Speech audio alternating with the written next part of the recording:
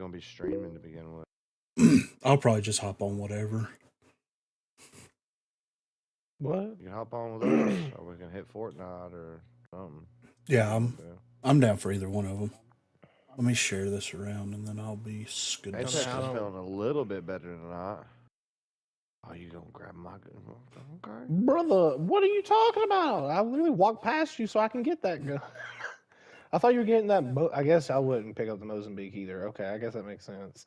I didn't realize that one, the one that was there. I was just like, all right, there's a stack of guns. I'm gonna run by it. And I've only said that the alternator is one of my favorite guns in this game. I think we both said it. You know, we both like have a conversation where we both agree on that. Yeah. I do. Either way, I got somebody on me actually. What up, Tally? Coming. What up, Tally? No. Ah! They're above us. I'm dead. Shit, dicks. The fuck you are.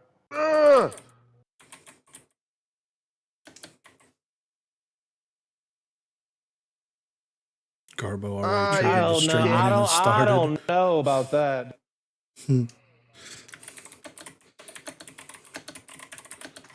Dude, I don't know about that. That bitch was. I don't know about that. That's what I'm saying, dude. Like I don't know. That was real sussy. She ripped me like a piece of paper, dude. It's fucking Cronus, man. Apex pack. Not my heirloom, it's fine.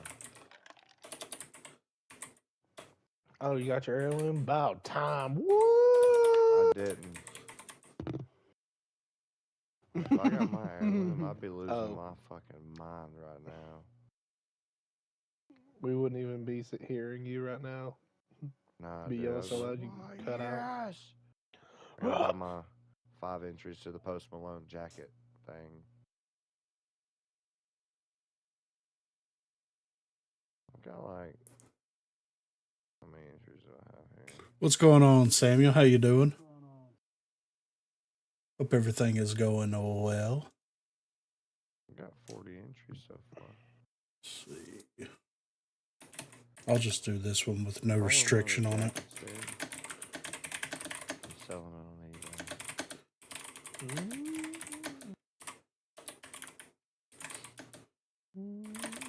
What do you think that would fetch on eBay?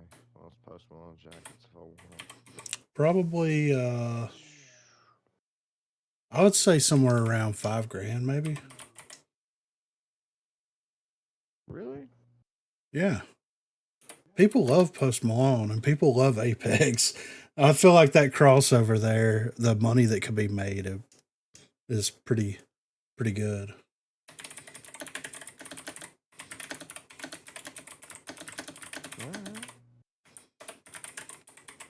It's some dope money to get. Yeah, right. I like the jacket, but I also like money. Mm-hmm. Yeah.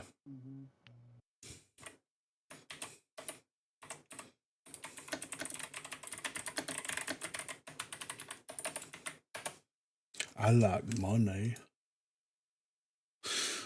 All right. I think we're good. Let me get this up and going until Dirt gets in here.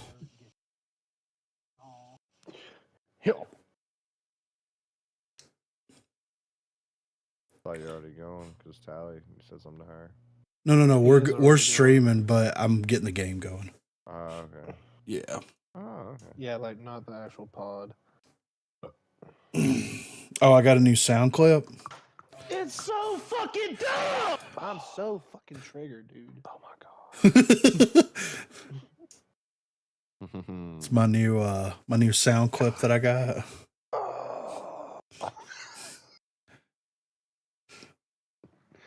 I mean, it's appropriate though. Wow.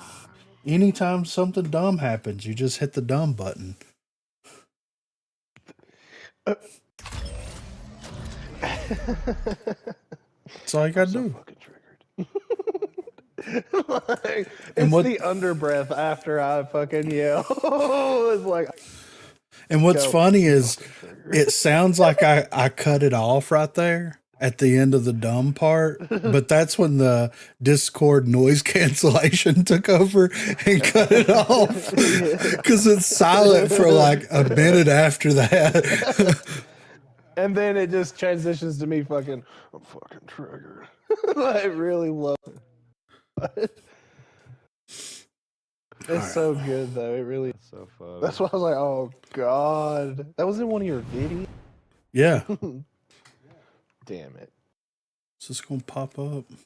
I There we just go. cannot from refrain from expressing myself sometimes. What's going on, Jenny? Hope everything's going well.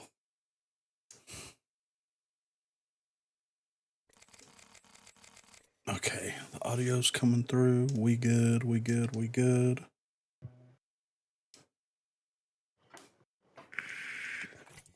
All right.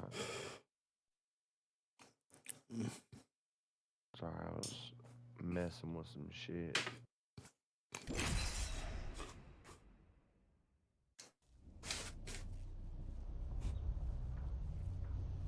Richard had to close tonight. He's gonna come home and go Oh, yeah? straight to bed. Yeah, we're doing a little Probably Apex. will.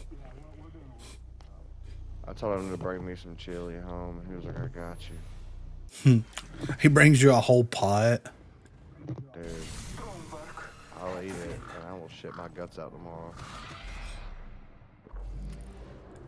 Ready to go. Ready to go. You and me, let's take this win. This is actually a really good stack. Oh, I know. I thought about who I was going to. I thought this was Mortal Kombat 1. It is. They added the Apex champions to Mortal Kombat. Using your champion. They did. Dude, could you imagine Gibraltar being an MK? He's like, I'm just doing it for my brothers. He just fucking fucking dude up. Oh, dude, I bet that's nutty. I haven't got the combat pack, but I'm going to soon, and then I'll let you know how it is. I know. I need a. Whoever that dude is. As soon as it the drops, dude that I'll does probably his buy voice, it. Who? Omni-Man? What's his fucking name? Yeah, J.K. Simmons? yeah. They had him do Enough lambing Omni-Man in around. Mortal We Kombat. dropping. Makes Voice sense. and everything. May the gods bless you. The battle begins. May the He gods talks shit bless to you. him and stuff. Like in the beginning of the match, they'll talk to each other. Yeah. Talk some shit. Dude, I heard that Final Fantasy 16 dropped $40. Dropped down to $39.99. Yeah, so I'm thinking Wow. about grabbing it. I bought it when it was 70, so. I mean, I know. Look, man, $70 games is just not. I just don't feel they're worth $70 anymore. Like games aren't even worth $60. Some of them are, but anymore. some of them are, but I'm just really particular in what I buy now. I am too, but like at the I'm gonna same end up- time, it's like, dude. I'm gonna end up Like- paying 70 for that UFC 5, but I know I'm gonna play it for years. So I feel like I'll get my $70 out of it. You know what I'm saying? Oh yeah, well, if the game actually gets your money out of it, like I said, there's just a lot Yeah, of if I games feel like now I'm that getting like they're $70 out of it, then I'm unfinished. doing You know? it. Yeah, is that yeah? And I just there's not a lot of games anymore that I look at and I'm like, yeah, I feel like that's gonna be worth it. Like it really has. Like Baldur's Gate 3 was the one. You know, I spent 70. You know, however much I spent on it, Oh, yeah. I have not regretted. You know, there's so I've already much got my content 70 in out it. of it. Like they don't even have to drop a DLC for this game, and it is still that fucking good. Like I don't that's- think they're planning to, honestly.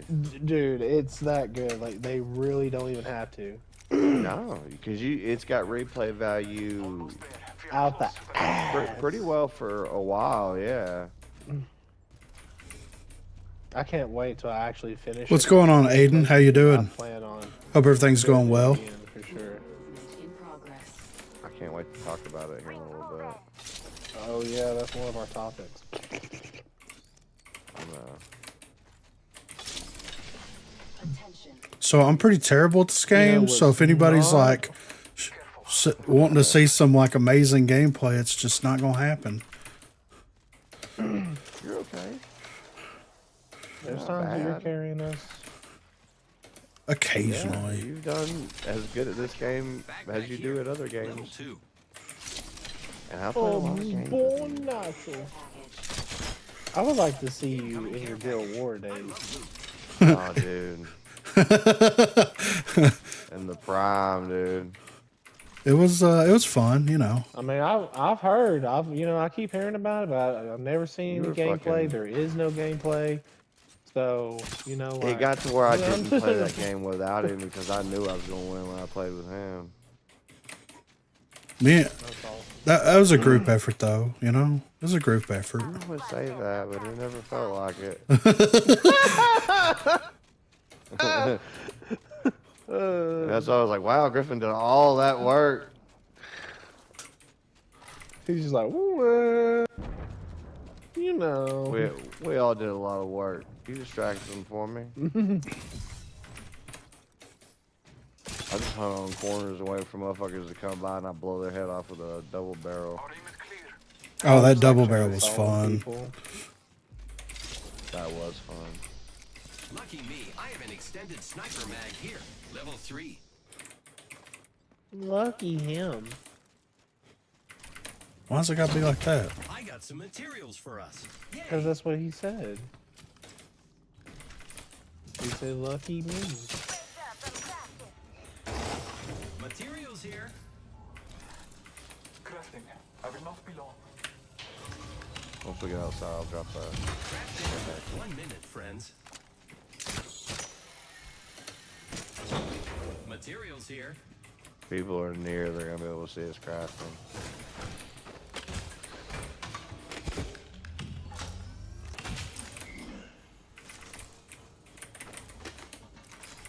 A leaf to our enemy. Let us follow it. Helmet here. Level 2. They're not as close as you think. Yeah, yeah, yeah, yeah, yeah, yeah, yeah, yeah. Oh no. I got a heat shield. There's also an evac tower right here. If you want. I need some sights. I don't have any right this I got a variable. That'll work. What's with this foreplay name? Sounds kinky. It's something like that. in case It's you didn't know. it's something like that. Here I go. 4 people play games together, and then it's our thoughts and opinions. 4 play. Like X-Play, but with 4 people. Yeah. And still around. Yes.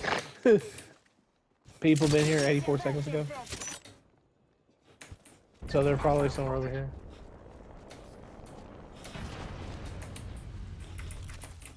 Yeah. Yep. 30 seconds ago. Someone traveled through here. I got a purple Evo shield over here for somebody. I got you.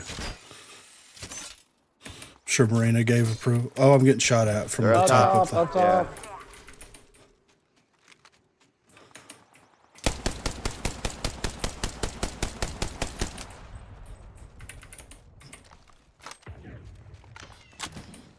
They're pushing y'all on the right. There's 2 on top. I am taking fire. There's one on top, yeah. Down but alive. I hit one fucking bullet All while right. this guy just showed me what's up. I'm getting fucked up over here. I'm sorry.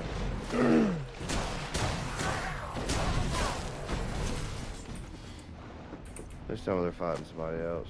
No. There's one right here. Shielding. Don't worry. I didn't even hear her drop. Yeah, the sound on here's Let you been know weird. what's up.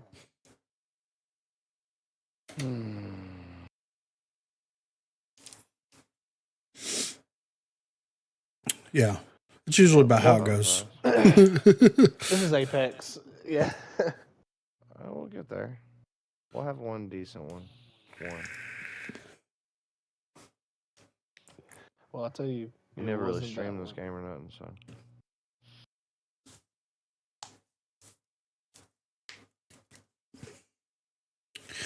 People want to party. Have you been singing that? Yeah. I was like, why is that in my head? I'm over here singing it to myself. I'm like, I hadn't listened to that in days. Why is that in my head? And then you do it. I'm like, oh, that's what. That's You're it. always doing this to me, Griffin. That'd be it. I forgot Cumbersome was a song until you started singing it. I have become. No, yeah. No, no, no, no. Why does it gotta go so hard? I mean, he had to. It was their one Like, hit they wonder. all did it. Damn, I love that song though. Yeah, that sounds pretty good. It's pretty good. You sing it like all the time. Yeah, it did its job. Is an earworm. Crawled Yeah. up in your ear. It's like a goddamn elithid fucking Yeah. tadpole. This is your champion. Oh god, no. A lithium worm.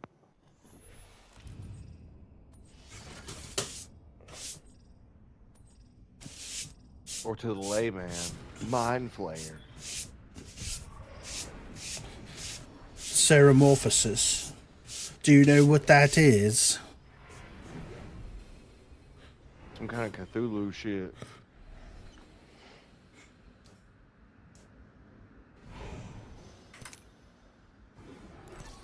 Oh, I didn't mean to do that. The voice acting in this game is pretty dope. I love the voice acting. I do like how they keep adding more lines in too as it goes on. Because they change in voice lines and shit all the time. New dialogue when stories happen. Like, I'm sure they have to give the actors like a shit ton more money every time they do that, but it's so good. Probably This is have a bunch also of a stuff hot top, I recorded. think.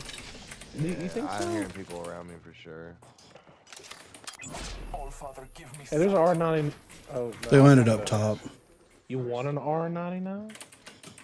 someone's a cheap Beginning. No going back now. No, unless it's my only choice. They landed up there. No. Rings near, closing at 60. Brilliant. I know it's not likely, but if you see a turbocharger, holler at your boy.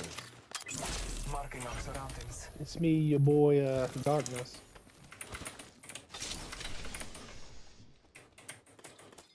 Less than 1 minute. The ring is not far. What's going on, Valley? Push on. Haven't played Apex Legends in so many moons. Yeah.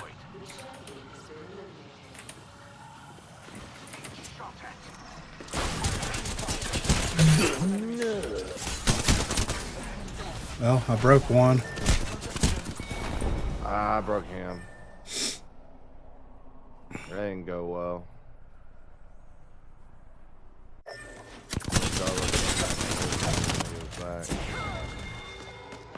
Nope. Just got barrel stuffed. Just got barrel stuffed. That Peacekeeper showed you. I got barrel stuffed. I got barrel stuffed. Who's Downloaded on Apex last month. I suck at this game. I mean, you know. It's very, Same. you know, very battle royale. I'm very bona fide trash. That's the problem with a lot of BRs in my opinion. It's like the gameplay loop is so short. You have to invest. I mean, it from a marketing and a development standpoint, it's amazing because you hook people in, you manipulate the matchmaking where people do good, then they do bad, then they do good. But in order to like learn it, like building, for example, on Fortnite, how much time do you realistically have to invest in Fortnite to be decent at building? The gameplay loop is so short because you want to drop, get into gunfights as quickly as possible so that you can learn everything. But you're not going to be as skilled as the majority of the people that play it. So it's just this overly addictive thing that they've developed. And that's why, like, it's weird it's weird, but it's fascinating when you see somebody deviate from that, in my opinion. But yeah, it's, you know,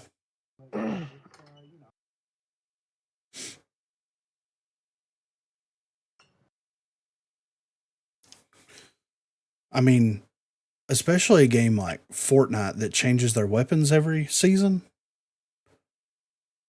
They're like, you I have like to, that. yeah, but like, think about that. Every update or every season, they drop all new weapons. I mean, there's some crossover, but like, let's say they drop in 5 new weapons. You have to find the weapons, first of all. You have to learn the weapons by using the weapons. So it's like, that gameplay loop is continued more so. You know, it's wild. I'm starving. Is anyone I started else playing starving? Overwatch 2 instead, and I'm having a blast. Overwatch 2 is not bad. I enjoy playing Overwatch 2 from time to time. It's just, it suffers the same problem that a lot of other games. You have, like, I know I'm good, but the firm you meta, compete like that. you know? And if you stick to that firm meta, then you're going to do amazing. But if you deviate from it, you have varied I success. like Yeah. Overwatch as well. Yeah. Yeah, I But I've enjoy it. also like stopped playing it. Yeah. So I was Well, it sucks whenever you play Overwatch and you're playing against, they have a huge roster of characters, but you're playing against the same people over and over and over and over and over and over and over got a again. team with us. And that's why they have to keep like buffing other characters or nerf other ones because of Every those time I've been on names. there, there's always a few of those mains, and it doesn't change as often as it should, at least. Yeah, Beginning ring countdown. I agree. Ring's not close. Hustle up. That's a pretty good game, honestly. I mean, it's a fun little tactical It team. is. Until the ring closes. Especially when you have a full like, that's awesome. Tango down. I got a shit. Give me a sec. Recharge. He's down right there. Allowing themselves to be caught. Right over here, right over here. Out there. One less enemy. Healing. Watch my back. If I can grab another guy to get in this spot a little more. I wish you could loot while you're healing. At least you can move while you're healing. Yeah, over here. All right, give me 1 second. Yeah, I'm not gonna. Watch your six. I gotta get closer because my shots aren't hitting. You know, don't have Cronus and shit.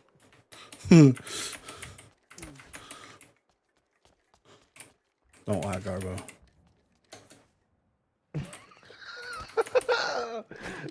Am I live? You watched my gameplay today. Was I live? Am I live? Warning. Ring You were just having bad luck, Garbo. That's all that was. Caught outside the ring if we don't. It's not Rogue Company. Apparently that's the game I'm good at. What's going on, Exile? I've been playing these games because I just can't play ROCO all day. I mean, I get it, and I've been doing the same thing, but it's like everything's so stale, man. You kind of have to. We have to transition through games right now. Yeah. I mean, that's why I kind of like, since Fortnite feels really good, I've been playing Fortnite. Because I'm not solo in Apex. I've done said that once, and I'll say that again. I'm not doing that. Come on, Garbo. Corey, you're a real I hero. do doing it. that. You heard me. You're a real hero, man. Not all heroes Now wear then, capes, you'll get Corey, a and you're team, one of man. them, bro. You're one of them. I'd wear a cape, I just don't own one. I know you probably would, but I'm saying not all heroes wear capes. Walking around dressed like a Dracula. You know what I'm saying? Just put your apron on back. Like a whole ass Dracula.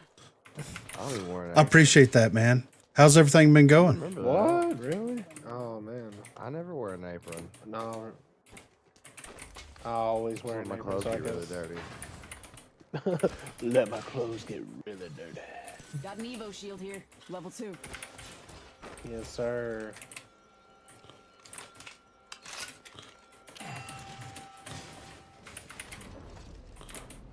Evo shield Here you go, Corey. I just fucking jumped away. Oh my god. Fucker. Sorry. What? No, I saw. Exile said he's a solo As soon queue as I let go of champion the in button, Apex, you go, "Here you Garbo. go." What'd you say, Griffin? Vision said that, what's your excuse, Garbo? I'm a solo queue warrior in Apex. What the fuck? I mean, you're a real trooper, real hero. Again, not all heroes wear capes. If y'all solo queue, y'all are the real heroes. Because I ain't doing it. I'm a villain, bro. I'm not queuing. I'm not doing it. Working on Baldur's Gate 3 art. Who are you drawing? I appreciate it, Samuel. Have a good night, man. Take care. Garbo, you're so far ahead. Well, if I die, it'll be a holiday. But die today, it'll be a holiday. Somebody die. I got a chopper in the car. Oh. These ties bind, Which way did they go? allowing themselves to be They're still there. I got one caught in my web right there. Well, I didn't mean to go into that with you, Garbo, but sure. Oh, well, hi. How you doing, man? What's up?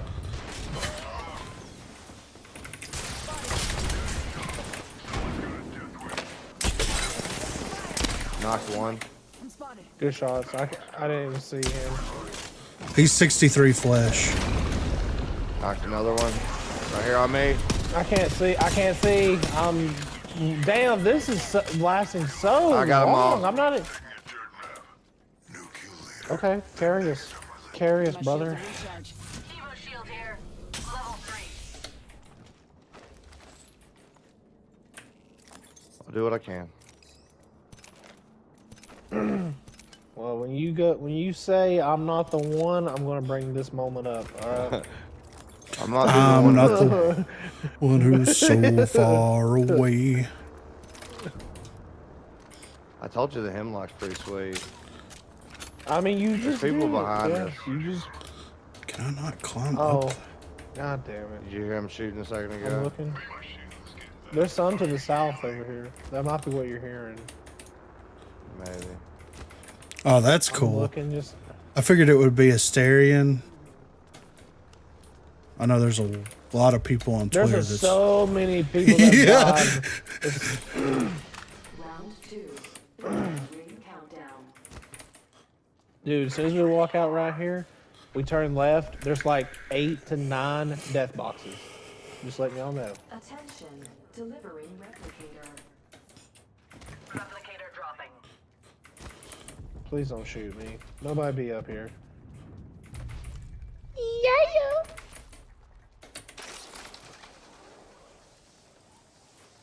Care package over there. Got a Kraber in it. Or had a Kraber. No. Target there. Opening fire. I shattered an enemy's shield. Broke. knocked. Down to target. Nice. Thank you, Griffin. There's another one right here under us. Eliminate the enemy. Taking fire. This will bind them. Throwing up. He's on the backside. Hurt him. I got a You shield. got him. Give my shields a recharge. She can step on my trach any day. I respect it. Well, who's he talking about? Minratha, is that how you pronounce her name? Minratha?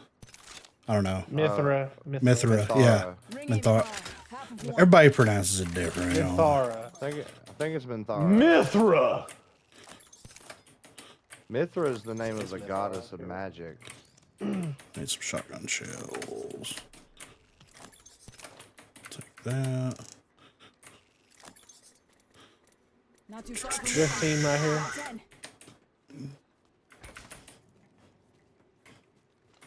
I'm gonna push a little left. Enemy there. If we start I getting think shot, they I'll see it. smoke. Warning. I'm gonna push a little left. and hit this one maybe? Rings moving. That's Hustle what up. I'm gonna do.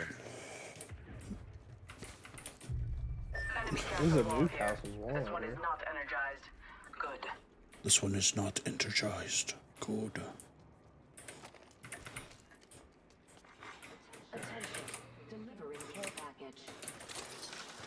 Care package incoming. Enemy. Running up the hill. I'm running up that hill. Deal with God. Eliminate the enemy.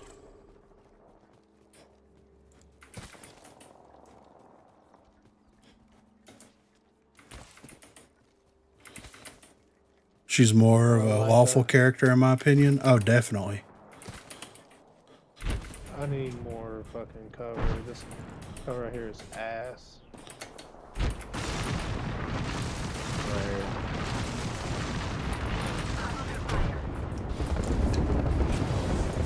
Whole team on me down here. I just helped those dudes with their fucking Did you get him? fight. Smoking it?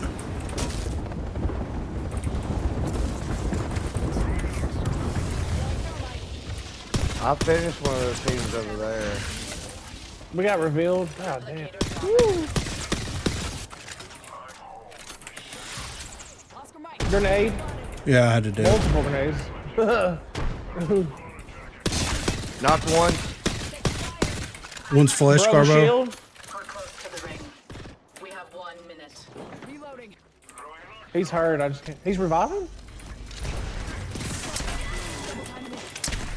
What a pitiful squad. There's one right here. Another team pushing in. Another team. Recharging shields. All right, healing, Corey, I be got a careful. heal. I'm fucked, yeah. Taking fire. I'm peeling Garbo. I'm not Spread in it. shields. Spread shields. Enemy shield cracked. Got one broke. Oh my god, he's so weak, man. No, Garbo Good shield. try. Dude, the L's. I was using it to cover you. I'm Yeah, I sorry. know, but his head was right there. It's all good. 9 kills. So we actually did good that time. So you can have romance with a druid guy. Try the Post Malone event. While he's in bear form. Creepy. Sexy bear. Is it? I don't know. You tell me. Dude, I Garbo. watched the scene on YouTube, and when it happens, you see the bear straddle you, and then it cuts away, and you see a squirrel eating a nut, and then he opens his mouth and drops the nut like surprise. And you're like, damn, you had to fucking scar that squirrel like that?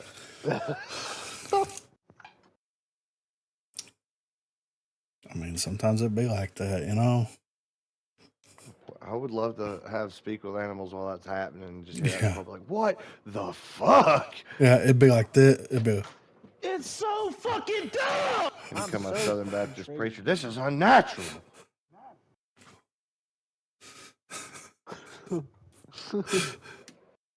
Oh man.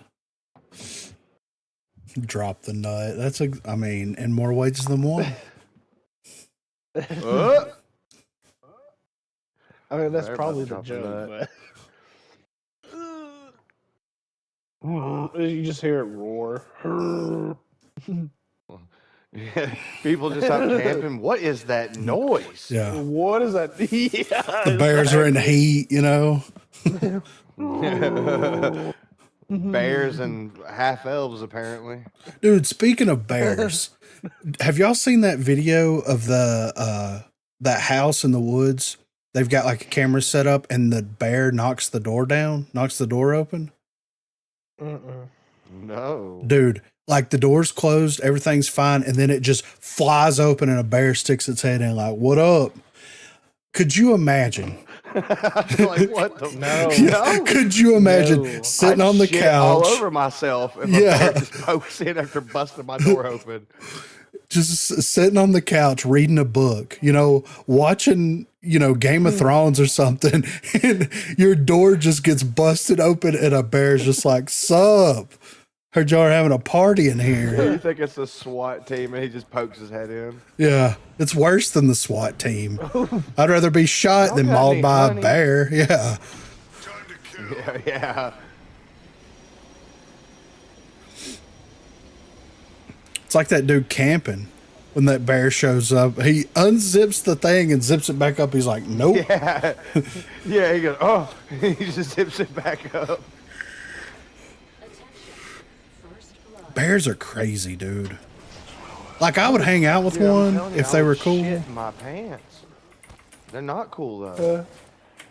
People are like, oh, he's a trained bear, and I'm like, you can't train man. bears. I'm bailing. I got a team on me. Of course you do. Why wouldn't you? All I did was land further up from you. Like, what the fuck you mean, dude? Nobody even Man, it's your like. luck, I didn't even get Garbo. an It's indicator your there was luck, people it's your beside luck. us. I didn't either. I got no indicators. It was weird. That was why I was like, bro, there was literally nothing telling me that there was a team. Yeah, that's Fucking gun. wild. Any other time we'll fucking see it. It'd be like, oh, we got a team. Oh, we got 3 teams. All right. Ring ain't far. Just gonna go ahead and die. I'm just gonna cut left over here. I don't even know if it's really left to y'all. It's left to me. So. Enemy over there. Oh god. Please don't see me. I don't want to fight him yet. I'm not trying to. I'm not ready. I'm just trying to find guns. There's a new kill leader, and it isn't me. I was trying to find a gun. Oh, I just want to find They're zipping up. To you? Are they Yeah. coming to me? Don't say that. No. No, they're on me. Rings You're close. lying. Oh, fuck. I'm coming. Warning. Route closing. I'm about to reveal them. We're all outside the ring. They're taking zip to you, Garbo. They are. They're going right to you. Need lead. Put a lead down range. Dude already fucking knew where I was. Zipping up on you, Corey. Make it two.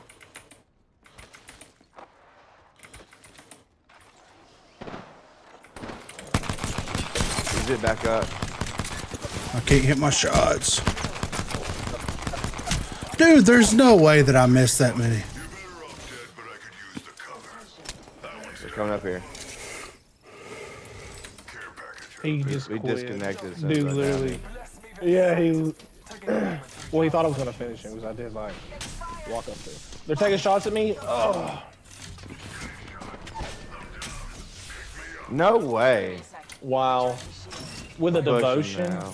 That dude hit all the shots. Yeah, he's coming. I'm dropping down, Garbo. Come on, bitch.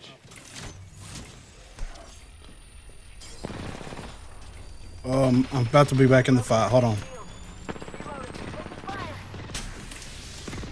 I missed all my shots. I'm out of ammo. There's somebody right there.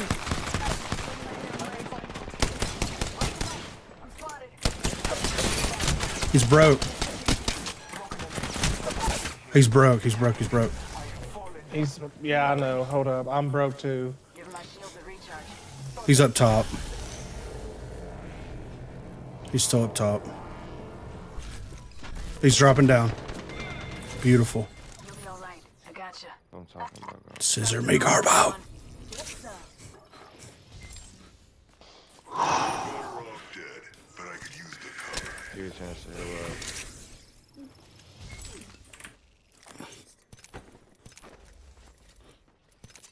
My heart is literally banging so hard. Ugh. Rat-tat-tat-tat. I'm that did it. bass drum, dude. I'll take that So- for right now.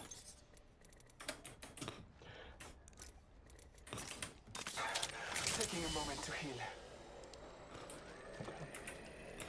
I'm gonna heal up, I think, if I can. Using a med kit. But we don't get shot before then. Taking a knee. Patching up.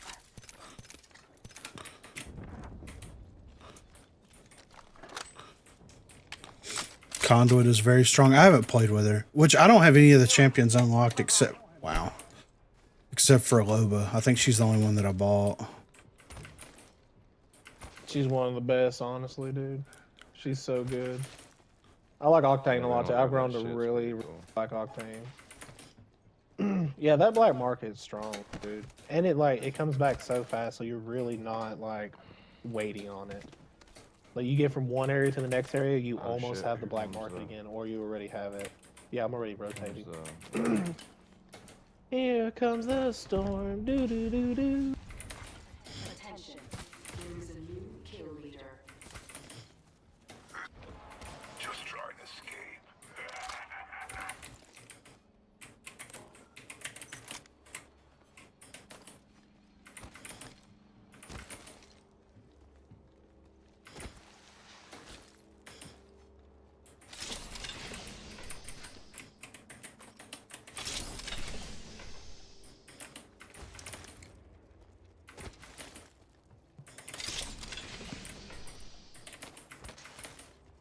How you liking the new restaurant, Garbo? Do what? How you liking that new restaurant? I mean, we're fixing it up right now. It's under construction like a motherfucker. But do I enjoy it? You like Oh that? god where you damn! at? Right over here. Hostile right here. Give me a second. It's a fucking crypto. That's hilarious. All father, give me sight. Motherfucker hit me hard. Recharging shields. Taking a moment to recharge my shields. They're pushing right now. Already on my mark. Firing. I threw my ult. Get ready. I broke the motherfucker. Knocked Ow! one. He shot you through the smoke, dude. I know. And I was doing my ult too. I shouldn't have fucking went down. I got there. one. One on me behind. I down one.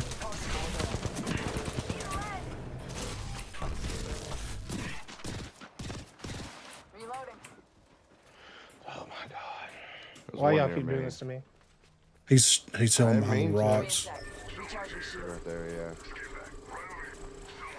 Yep, he's Brother, pushing. I'm on you. Oh yeah. Enemy shield. Yeah. Garbo's the goddamn savior this time. Love me, say that you love me. That you love. Move me, move. Giving him the. Hold tight. I got your back. Rings closing in 1. Gracias. Yes, sir. Taking a moment to heal. Bunch of assholes. 45 seconds, and the ring's not close. See, it shows that it's not always good to be aggressive. New kill leader. What? Watch your 6. You can play that way? Because that team I mean, apparently, Healing. Watch my more back. ways than one. Give my shields a recharge. Nice. Be my shield, skinbag. Yeah, I wonder if you move faster doing that. You're moving pretty far. Yeah, hold on. The new strap. New strap. Hold on. What? When we cross this little gate thing over here, I'm gonna drop an evac tower. Recruitment in progress. Rings moving. Hustle up. Evac tower.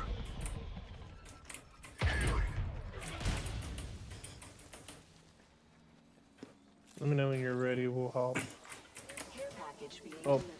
Okay. I figured y'all would just go. They usually carry rare I was letting you platforms. heal. I'm gonna help more. Unless we just drop on a team, but there's still unlooted shit here, so maybe we won't. Hey, Malcolm, can we go thrift shopping? What?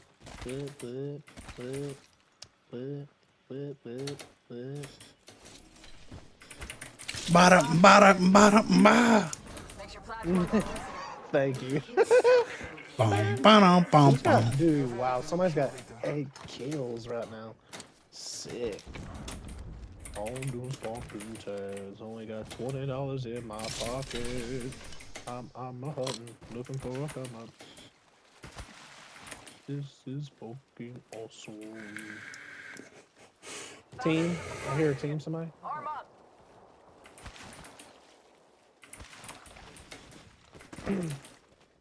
I thought they were closer, but they may not be that close. I thought I heard some footsteps. Let's reach target spot. I did. Yeah, I that's did not hear bad. some footsteps. Oh fuck!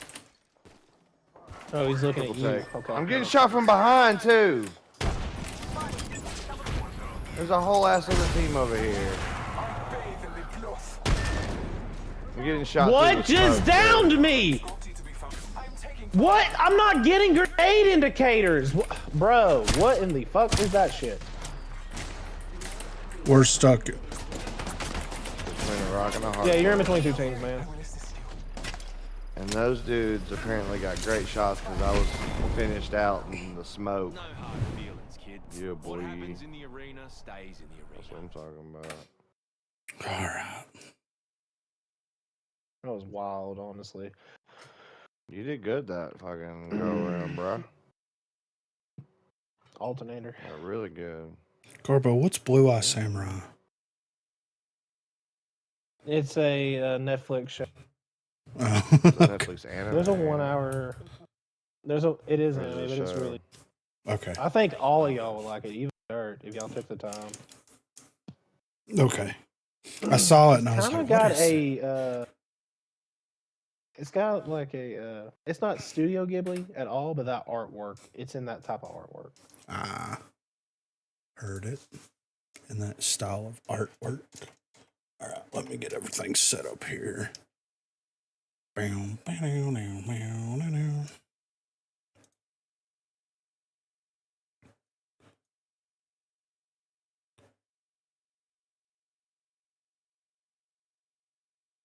Let's pull this up. Oh, wait, what? Oh, wrong thing. What happened? I'm getting everything set up. Dirt has graced us. Set of Dirt. Hell yeah. I'm gonna go ahead and get out of here because I can't play and talk. All right, let's pop Not this out.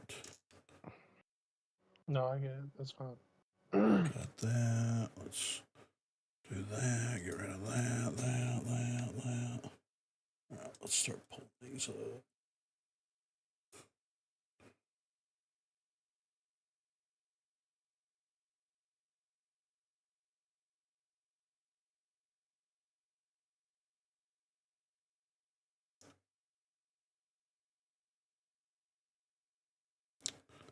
Okay.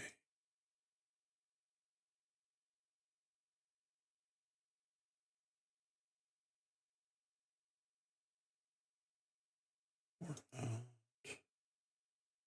There.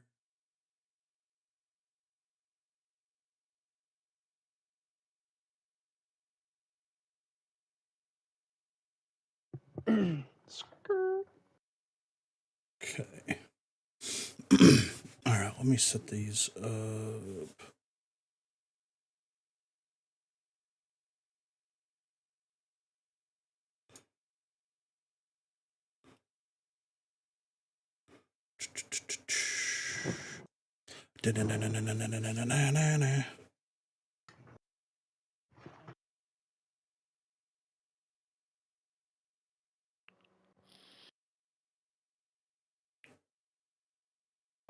Okay.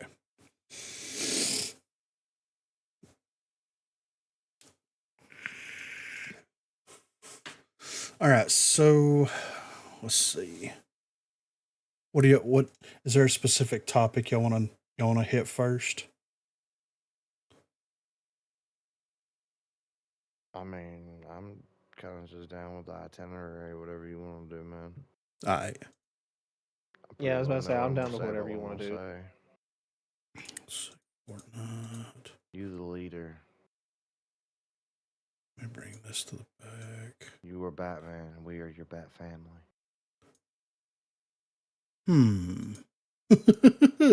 Lord Robin, obviously. I'll be the Bat Dog. The I don't even Bat know his Dog. name. He got a name. I just don't know what it is. It wasn't Crypto. That's the other one. No, Crypto Superboy's dog. Yeah, that's the other one. I'm going to run to the restroom real quick before we get started. Give me 1 second.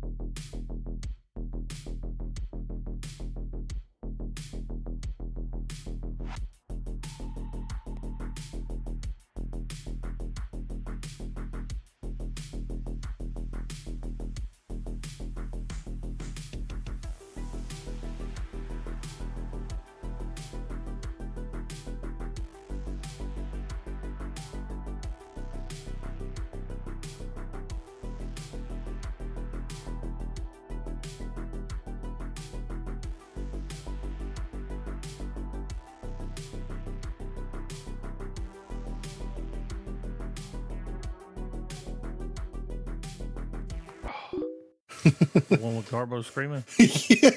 Yeah. I've been in here for a Yeah, while. I that. mean, at least Okay. 10, 15 minutes. Oh, okay. Just listening to y'all play. Well, I don't get the indicators, so I don't. It's so fucking dumb. I'm so That's loud. triggered, dude. It is. That's loud. I didn't realize it was so loud. I mean, I'm not gonna be able to, but yeah.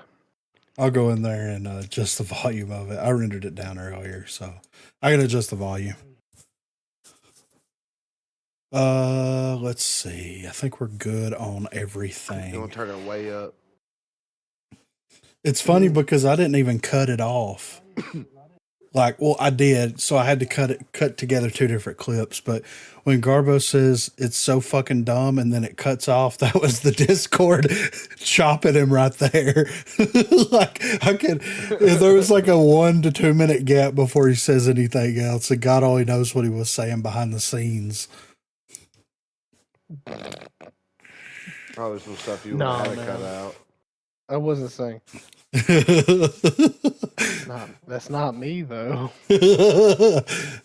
Like you I've you heard you really get real have to, angry. like, push me over. Yeah, I don't know if I've actually said those words or words. All right. So I just get really angry, and I express myself express yourself. with with a lot of cuss words. All right. I think we're good on everything. Let me do that. Okay. All right. Y'all ready? Skirt. Sure. Mm-hmm. What is up, guys? We are back with episode number 2 of the Foreplay Gaming Podcast. I hope everybody's ready for some foreplay out there. I'm here with Co Reed. I'm here with I'm here Dirt with Lord. Garbo. And I'm here with Griffin. And this is the gaming podcast where we just talk about gaming stuff. You know what I'm saying? We have transcended into gamingdom. Well, we did that when we were All kids. things games. Yeah, we did that when we were childrens, you know. So starting out, Combined, we probably have nearly 100 years of gaming experience. I would think so. Close. It'll be close. It'll be close. But yeah, guys, we're gonna start out here. What's everybody been playing since the last time that we congregated for this amazing podcast? You want to start with single player or multiplayer? Just anything. Hit me with it. A lot of Baldur's Gate 3. Mm-hmm. Been playing a lot of that. And tried out the OG Fortnite. Yep. And Apex. Yeah. Yeah. And a little bit of Rogue for good measure. Outside of Rogue, that's basically what I've been playing. Yeah, Outside right. of Rogue, that's Yeah. basically what I've been playing. Yeah. You just have to assume Rogue's going to be thrown into our mix. Yeah. At some point, you know. Definitely try the new Modern Warfare or Warzone. Yeah, I don't know when Warzone's going to update. I don't know. I figured it would happen when the new Modern Warfare dropped. I mean, you'd think so. Like, wasn't that when they made the transition from Caldera to whatever that new map is when the last one dropped? So Yeah, well, that's what happened both times when they dropped, what was it, Vanguard or Cold War? Yeah. Whichever one came, it was Cold War. They changed to Caldera, and then when they dropped Modern Warfare 2, they changed to this new stuff. Right. So I figured it would be concurrent where they just do it again, but I'm guessing they might be a little behind on the Warzone. Well, I mean, they're behind on something because our first topic here that we are going to hit is talking about the Modern Warfare 3 campaign, right? Because let's face it, all of the Call of Duty multiplayer stuff is pretty copy and paste, right? I mean, there's a couple It of has been since Call of Duty 4. There's been a couple of changes here, there, and yonder, you know, and there's a lot of debate going on online right now about slide cancel, tactical sprint, all this stuff that like didn't even exist until recently. But apparently people base their entire lives around this, you know. But Call of Duty Modern Warfare 3 campaign was developed on a very rushed schedule, according to this report here. So, Call of Duty Modern Warfare 3 is less than a day away when this report was written. And the campaign has been receiving poor reviews from various outlets. According to a new report, that may be due in part to the campaign having been developed in far less time than a usual COD single-player story mode. According to a Bloomberg report, which blew up, by the way, like this Bloomberg report went Super Saiyan for a minute. Call of Duty campaigns are usually developed in about 3 years, but the story mode on Modern Warfare 3 was made in less than a year and a half. This created a lot of stress for the dev team, and many hope this doesn't reflect negatively on them now that Microsoft owns Activision Blizzard. Because the game was made quickly, some devs had to work nights and weekends to ensure the game was ready for launch. This caused some of the devs to feel as if their voices weren't heard after similar complaints were made during the making of Call of Duty Vanguard. Another thing that peeved the devs was how they were forced to run their work by Infinity Ward executives. This led the devs to sometimes wait longer than they felt they should to make changes, or in some cases, make unwanted changes based on what the executives wanted. The Bloomberg report explains that a large reason why Modern Warfare 3 was rushed was because it was meant to replace another COD game that was originally planned for this year. Modern Warfare 3 was originally meant to be DLC, but as development for it continued, it eventually turned into a full-blown game. It's also worth mentioning that an Activision spokesperson has denied the rumors of Modern Warfare 3 initially being a DLC. Still, an unnamed handful of COD devs have backed the original claim. Most devs who worked on it were led to believe that it was an expansion much until later into development. The studio head of Sledgehammer, Aaron Halen, explained that confusion amongst the dev team started because it was, quote, a new type of direct sequel. The story was originally a spinoff based in Mexico in the game's early development. Then, last summer, Activision executives scrapped that idea and told the team that it would be a sequel to Modern Warfare 2, with Makarov being the main villain. That decision forced the dev team to create an entirely new campaign in roughly a year and a half. Be sure to read our COD Modern Warfare 3 review, blah, blah, blah, blah. So, on the heels of this, before we jump into the nitty gritty here, I wanted to share this. So, Charlie Intel over on the Twitters said that if you're going to review bomb Modern Warfare 3, review bomb the correct Modern Warfare 3, because people were review bombing the 2011 release of Modern Warfare 3 and not the 2023 release of Modern Warfare 3, which is hilarious to me, you know? It really is. It is. So we talked about this a little bit last week, where Modern Warfare 3 single player reviews were less than favorable. Very short campaign, very you know, I don't like hold on. It was very underwhelming, to say the least. And with that being said, I'm going to throw this over at Garbo. Like, it takes them 3 years to develop a campaign, which in my opinion is absolutely insane, considering most of their campaigns are about 4 hours long, give or take. The longest has been is 8. Yeah, exactly. Right. Yeah, I've always that's what I was finished them about in to a say, day. like, Yeah. So with that being said, Garbo, I mean, we've talked about this a couple of times before, but would it not make sense just to develop these things separately? Have a campaign be a campaign and be like almost an open world COD-esque campaign where it's like Far Cry, something along the lines of that? Or does it make sense to keep it bundled with the multiplayer? no, at this point, we've done come to a time where the multiplayer is separate. In other games, so I feel like that they should already just incorporate like that, keep it separate. I mean, at this Yeah. point, I mean, that's what we're already doing. Like,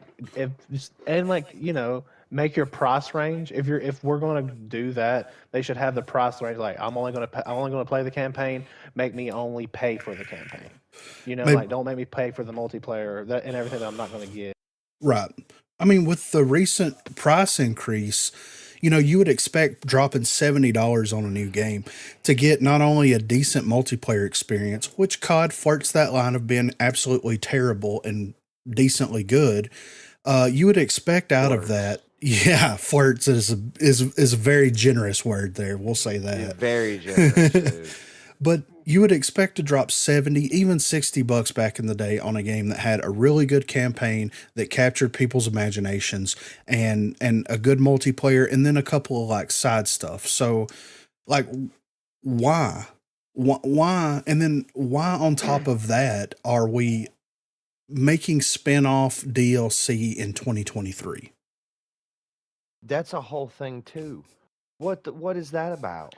Well, COD's never well, done it that would before. explain. Well, it would explain why they did all the remake maps for Modern Warfare 2 on this game that's coming out. It would explain like the whole like the DLC quote unquote they were going to do for Modern Warfare 3 or whatever, which is crazy that they would even do that to begin with, meaning that it was a full story, Yeah. So I- the fact that they did, yeah, that's I think that's the hint. Like that's why we have all the revamped maps that are technically Modern Warfare 2 maps, but they're on 3. Like, am I right? Yeah. Yeah. I think you're hitting the nail on the head where you're fucking saying that we should split all these things up because they've already done that with Warzone where that's a separate Yeah. game. But when you download it, you basically got all of COD with it, right? Yeah. Like if I bought Modern Warfare 3 because I have Warzone, I would probably be able to play it immediately. Yeah. And so if you're going to do that anyway, just have separate purchases for everything, mark them at $30 or $40, and I think you stand to make more money that way because you have a lot of people that's like, I really like COD campaigns, but I don't really want to drop $70 to play that, and I don't really like the multiplayer, so I'm not going to buy that. There's people that's like, I really like But if you COD drop the- multiplayer, but it's the same as it was last year, so I'm just going to keep playing what I already have. Yeah. Mm-hmm. Which It's I mean, they can keep the budget the same price too. Like they can make all that stuff $40 and still make more of a profit because it's not $30 for the multiplayer, $40 for the campaign. It's $40 for multiplayer, $40 for campaign. They're actually Yeah. profiting if they would separate their Yeah. expansions out. And that's the thing too is that COD's been at least since Call of Duty 4 in 2007. mhm. It's been known pretty World well War. for having a really good storyline when it comes to their campaigns. Yeah. They were all short when I played the first 5 of them, but they were such good story wise that I didn't feel robbed when I paid $60 for them. Right. Right. Yeah. So I don't know what is it Activision or if it's Infinity Ward or whoever it is that's over it all that's just like we got to rush this the fuck out and make it a whole. That it was probably the dumbest thing they could have ever done, man. Because It's most likely Activision. this is going to be the beginning of their bad reviews, and I don't think it's going to pick up from here if they keep this up. But that goes back to the whole thing. Why are you no. developing a game every year? Yeah. Go to Well, the 2 ratings years. for those games have been getting lower and lower. Yeah. Like if you look Every at the, year. the ratings for And it's they because keep dropping. They're rushing their developers. Yeah. They're in every aspect because they do In this little every thing called aspect. DLCs. Well, What are we going to do different That's what this they do in a game? lot of games. We're going to change the names of the guns and make them look slightly different than they did last year. yeah. Oh, and we're gonna make it where it's impossible to get the actual attachments that you want. Because Yeah. you got to play 30 different. Yeah, types I of haven't guns to played get the Modern actual Warfare 3 yet, attachment. but that stuff in Modern Warfare 2 was ridiculous. Yeah. I swear the to gun God, if tuning? that's anything. Yes. They got- Yeah. Yeah. Well, that too. Good. Oh, did they? Okay. There was that too, but They like, took it out. okay. So you're not gonna. All right, that's awesome. Well, and Yeah. and this is the problem with the fact that like Activision buying out COD and then Activision being bought out by Microsoft, it feeds into that whole corporate identity and that corporate scale where they were unfortunately or fortunately, I guess for them, but it's very unfortunate for the consumers. that they were put into a position to where they have to grow year over year. They have to return a profit year over year. When the pandemic happened and they That's break, the problem with the publicly traded company. yes, exactly. So whenever the pandemic You're happens, beholden to the shareholder. everybody gets on COD, everybody buys stuff. It makes billions, literally billions of dollars. Billions. 3 of them. Yes, now they're going to have to make that same amount of money plus every year and continue We're to going to build. have a president, CEO, or CFO change in the top levels, and that's going to muddy up a lot of shit too, because you're going to have new creative minds coming in saying they want this and that. Especially finding out that Sledgehammer has to answer to Infinity fucking, Ward. Infinity Ward, who has to answer to Activision, who has to answer to Microsoft. Yeah. Yeah. Like what? Yeah. And that's where the beginning of the end happened, because the COD developers are never, ever, ever, ever, ever, ever, ever, ever going to make the community and player base as happy as they were when Verdansk happened and how that game played in that moment, unless they go in and literally revert everything back to that. And cause another pandemic. Yeah, that too. Yeah. Yeah. Get Yeah. people locked 3 in their billion houses for a while. off of the free-to-play model. Yes, exactly. So they're stuck between a rock and a hard place, to where I'm hoping that Microsoft, when we talked about that last week, that Microsoft will get in there and like put a plan in place, because they could realistically turn, because whenever you look at the numbers that COD Mobile's making, it's literally insane how much money that game's making, and it's a free to play game.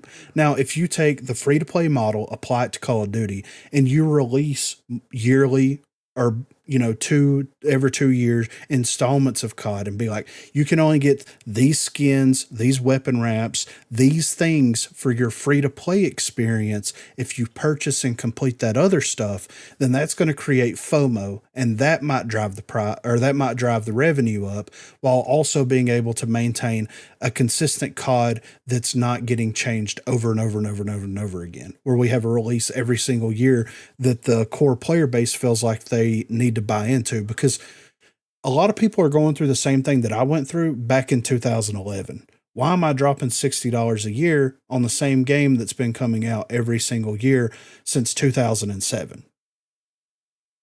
So they're going to have to do something big to make this happen, to make it profitable, to make the fans happy, to like they're in a bad spot right now, realistically. And this doesn't help. Review bombs and rush development of single player games and worst reviewed games and all that kind of stuff doesn't help anything. Yeah, just everything what's that funny can with- possibly happen is what happens. Yeah. To like mess What's it up. funny is with what's good. COD is that you can see over the years of them developing the new games that they've tried to change things up here and there. Like it was an Advanced Warfare where you had the Halo jump and stuff. Yes. Like they try to add and take away so many things, and they always they miss the mark just completely. Yeah. Every time.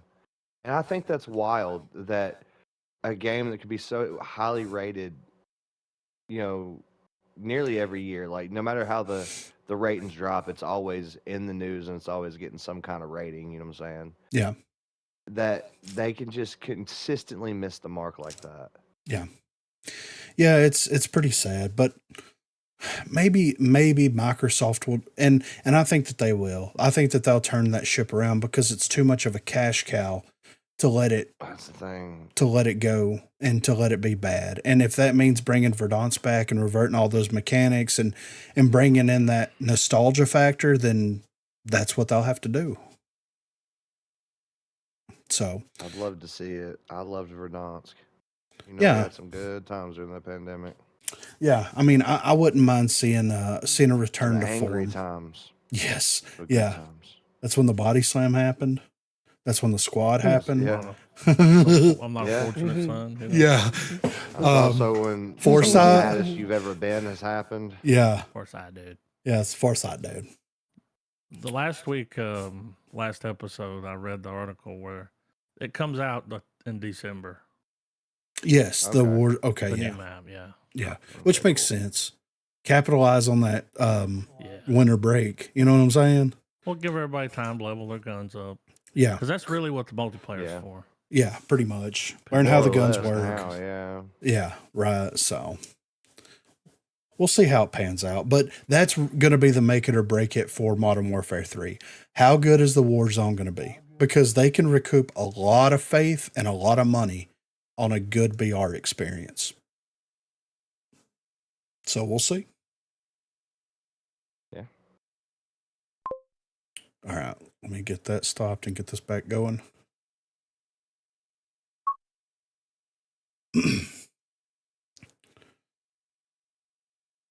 All right. So speaking of nostalgia, okay, we've all played a Legend of Zelda game at one point in our lives, right?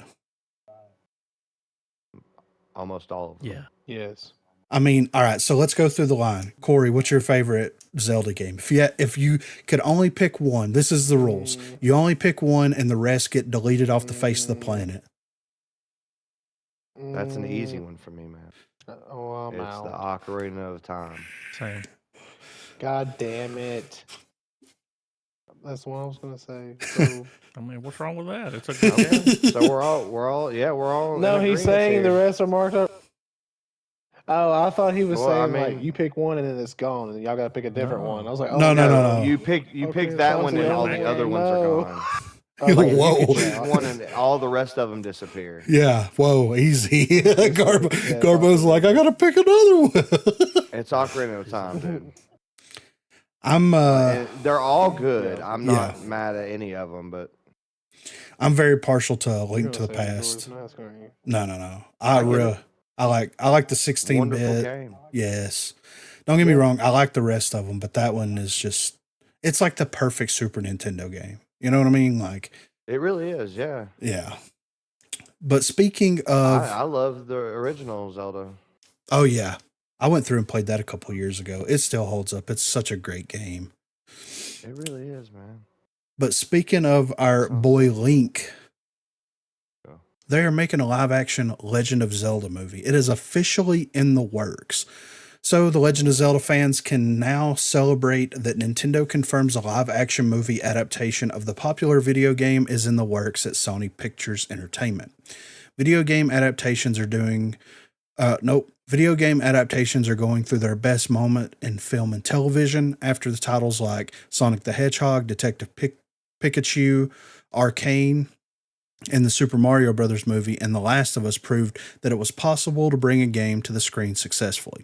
It will be Not to mention now. Twisted Metal. Yeah, it's wild that they didn't throw that in here.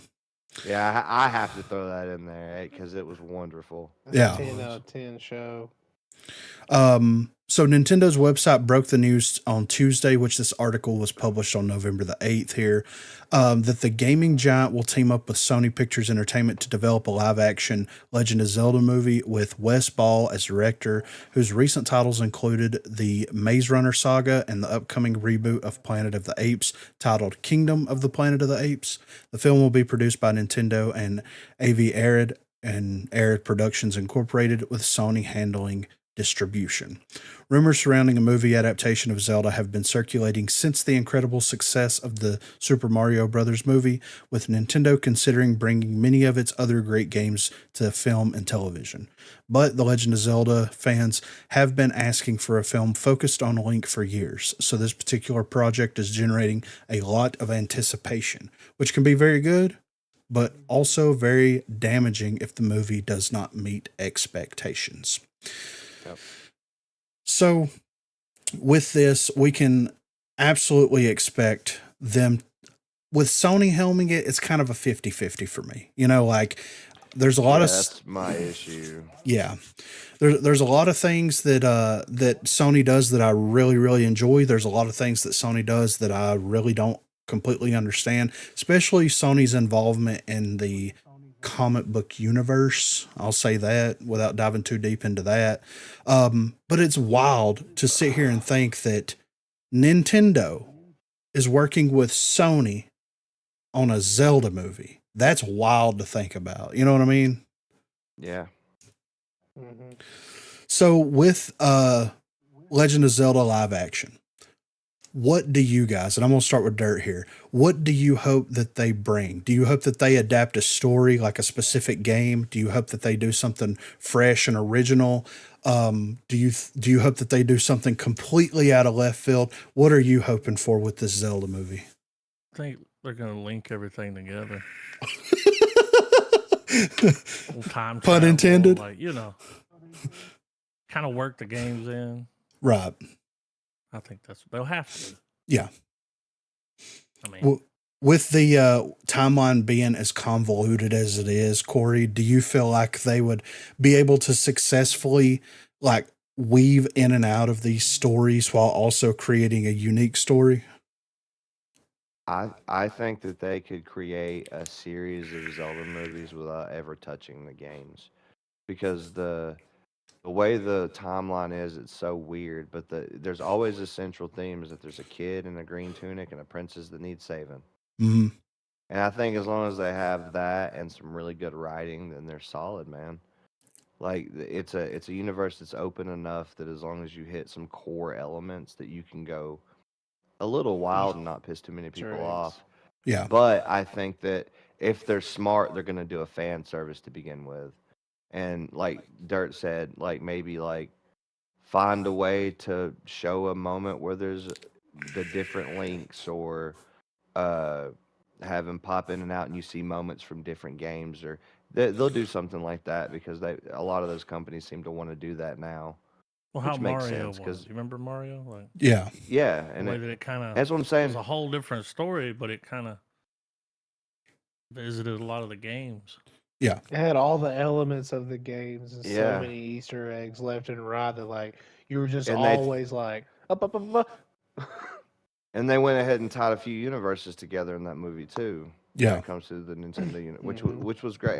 That's the thing is Sony's questionable, but Nintendo's been really hitting the mark when it comes to like Mario, and Detective Pikachu was great. Yes, absolutely. So as long as they can stay on that train, man, they're fucking good. Yeah, I agree. So Garbo, I know that I've been revisiting Lord of the Rings here lately for another podcast. So, and whenever I think of Zelda, in my mind's eye, it's always this epic battle, epic adventure, kind of like Lord of the Rings esque.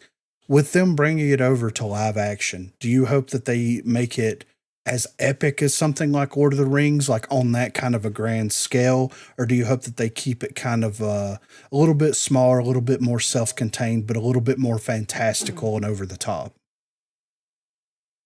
Well, I want it to be standalone. I don't want it to kind of like, sure, maybe have elements, but yeah, I want it to be like a masterpiece type movie. I would enjoy it to be like, yeah, it depends on like where they go with it. Like they say live action, is it going to be like in a different type of art style of live action? Like there's been some crazy CGI work that they do nowadays.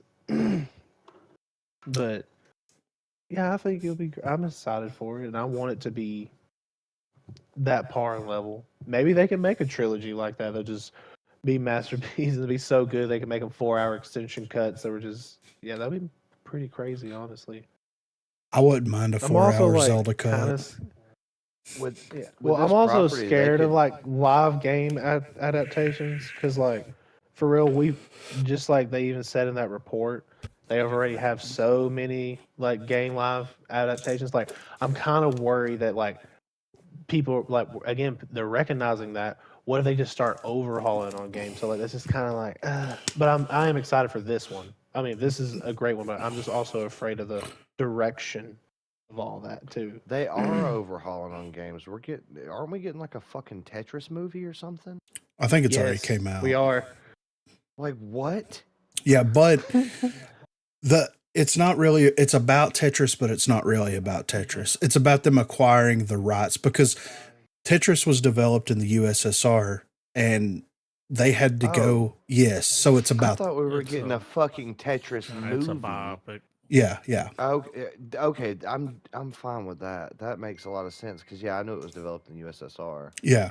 And that whole legal situation and them having to actually meet with leaders of the USSR to get their rights to the game to distribute it. Right. Yes, it's crazy, dude. But yeah, I feel Garbo's concern on this absolutely, because it's the same thing that's happening right now with comic book movies. You know, comic book movies came out, they nailed it, they hit the mark, and then now we're flooding the market with questionable, you know, comic book properties and questionable movies and TV shows that are coming out. I'm not saying that they're all bad, but like, and of course, the more that you saturate the market, the more likelihood of a terrible translation of a game coming out, you know? So I get the concern with that. Absolutely. Yeah. So, but I am excited. yeah, I hope Zelda succeeds. Like, I mean, they are doing it. I'm happy it's confirmed, but man, I want them to knock it out the park. Kind of like how they did the Mario movie. Because like the Mario movie, they knocked that movie right out of the park. Well, yes, it's got to wanna be a see good sequels. story.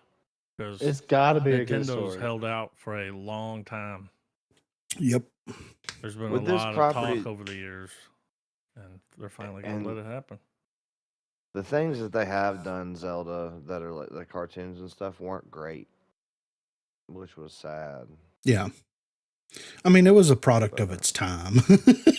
You know? It absolutely was. But even when I was a kid, I was like, man, this isn't good. Yeah.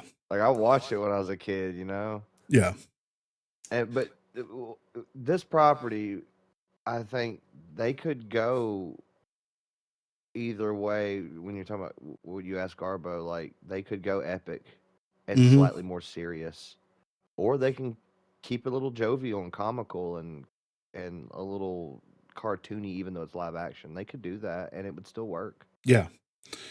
And I mean, either I think about the vast difference in a game like Ocarina of Time and Wind Waker and Breath of the Wild. yeah, right. It's Three completely different different feels. tones. Yeah, yeah, absolutely. Exactly. So, but hey, man, I hope that when they pick a style, I hope that they fully lean into it.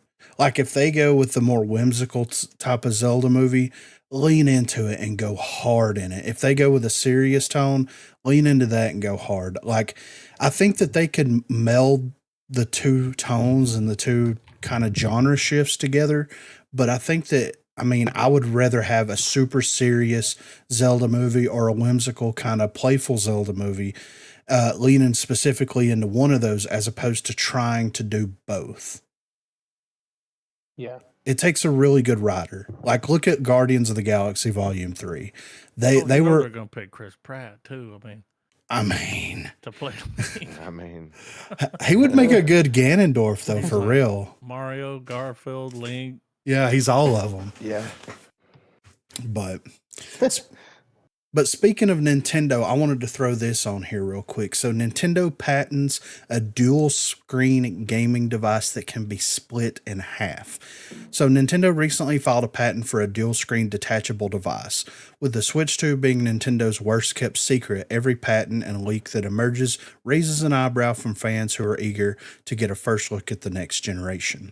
Reports of the Switch's successor appearing at Gamescom behind closed doors have since fueled discussion and speculation online as to what the next Nintendo console might be and when it might be released. The Switch has enjoyed more than 6 years being one of Nintendo's most successful pieces of hardware ever created. With eyes on this latest patent, speculation is brewing as to what exactly this strange new device could be and how it fits into Nintendo's future hardware plans. It should be noted that many Nintendo patents never become consumer products, but obviously some do too. The recent Nintendo patent looks an awful lot like 3DS, but the device can be split in half. The two separate halves can communicate with each other wirelessly, allowing two gamers to play together on the same device. While connected, the two halves play together like a DS or 3DS. Interestingly enough, there is also a touch screen on the outside of the console, which allows gamers to interact with the handheld even when it's closed. If the device does see the light of day, it could serve to bring a ton of essential DS games to the Nintendo Switch online library. Again, Nintendo patents aren't guaranteed that Again, Nintendo patents aren't guaranteed that these products are coming to store shelves. Big companies file patents all the time to protect our potential products. It's certainly something Nintendo is working on in some capacity, but it remains to be seen if it will ever materialize as a tangible item available for purchase. Also interesting to note, the device appears to be a handheld only device. With the Switch, Nintendo also combined both its handheld and home console markets, given the hardware's hybrid nature. One of the few things fans know about the successor is that Nintendo is planning to use Nintendo accounts for a smooth transition to Switch 2. With that understanding, it seems unlikely that the Switch's follow-up will differ from the current iteration too much. Not to mention the success of the hybrid model might be difficult for Nintendo to walk away from. That being said, Nintendo loves to subvert expectations, or rather the Japanese company places great importance on innovation and typically employs out-of-the-box thinking. For that reason, it's impossible to predict what Nintendo is going to do next. Making a detachable 3DS-inspired device feels as likely as anything else it could bring to the market.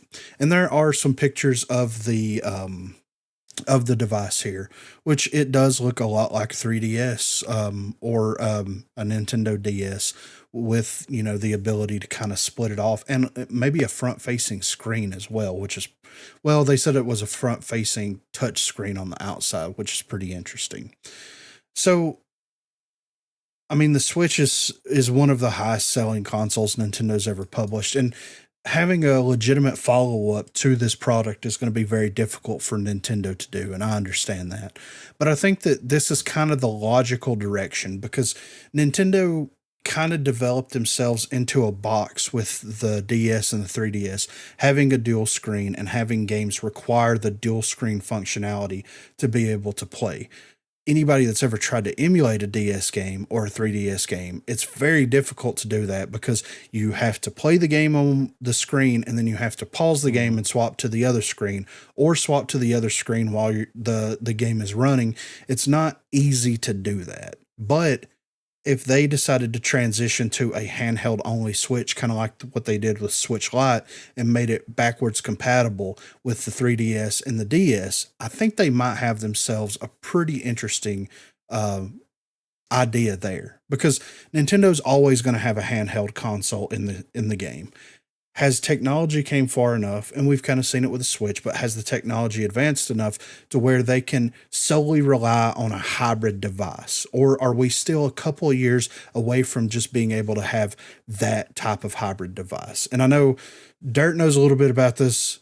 So, like, what are your thoughts on, is the technology there? We've seen it with the Switch, but they've had to peel back quite a bit with the Switch on what can be released on it, what the resolution, frame rates, and things like that are. Other than streaming services, could they develop that? That's the only thing that they could do. I mean, come on. Yeah. You can only cram so much in that thing. Right. They're gonna put a Raspberry Pi in it, and you got to have internet. Yeah. There'll be stuff you can play offline, but right. You ain't running around Caldera. You're not hot dropping Verdansk in it. I mean, they've always been the king of the handheld. They have, yeah, absolutely. Always, yeah. They've existed in that market where everybody else fell out. Yeah, and I like the design. I'm surprised we're not in a position where they're not having you pay like $100 a year to where you have Nintendo internet, like satellite internet that comes directly put to a cell that phone when you're just out and about. Put a SIM they'll card make a fucking deal with Starlink or something. Yeah, exactly. And you got internet, and then you just pay Nintendo service. Yeah, and I think that might be what the Nintendo Microsoft deal was about. Maybe Nintendo wants to transition their because right now on Switch they have a lot of retro releases: Nintendo, Super Nintendo, Game Boy Advance, N64. Maybe, and that's all stuff that you have to download the launcher, you have to download the game onto your console, and they're not big games, of course, because they're ROMs, But if they were able to have an online service where you didn't have to download them and you get Nintendo games on demand, maybe that's what they were working with Microsoft on. They Who definitely knows? have some kind of deal. Yes, absolutely. So, and it makes sense too. From this article, they said that they're going to use the Nintendo online services to migrate all of your account information from one system to another. Xbox and PlayStation has been doing this for years. This will be the first time that Nintendo will actually do something like that. And they're going to need a backbone to do that. So Microsoft is there with that as well. What's Microsoft getting out of it? Other than money, you know? That's all they're worried about. I mean, Yeah, legit. They got to make up for COD's failure, you know? So, yeah. but I like the design of it. And I like the idea, like, whenever I opt for a handheld device, I love clamshell style devices. You know, I've got one right here that I use, the Retroid Flip. I like the Game Boy SP, the Little pocket clam. the 3DS, the DS. I love flipping it open, having a screen up top or even on the bottom, but having it flip open because it's protected. It's its own shell. You know what I mean? So I do like that a lot, though. I'm very interested to see what they do with it. Nintendo out here breaking new ground every single day. They usually kill it. Oh yeah, for sure.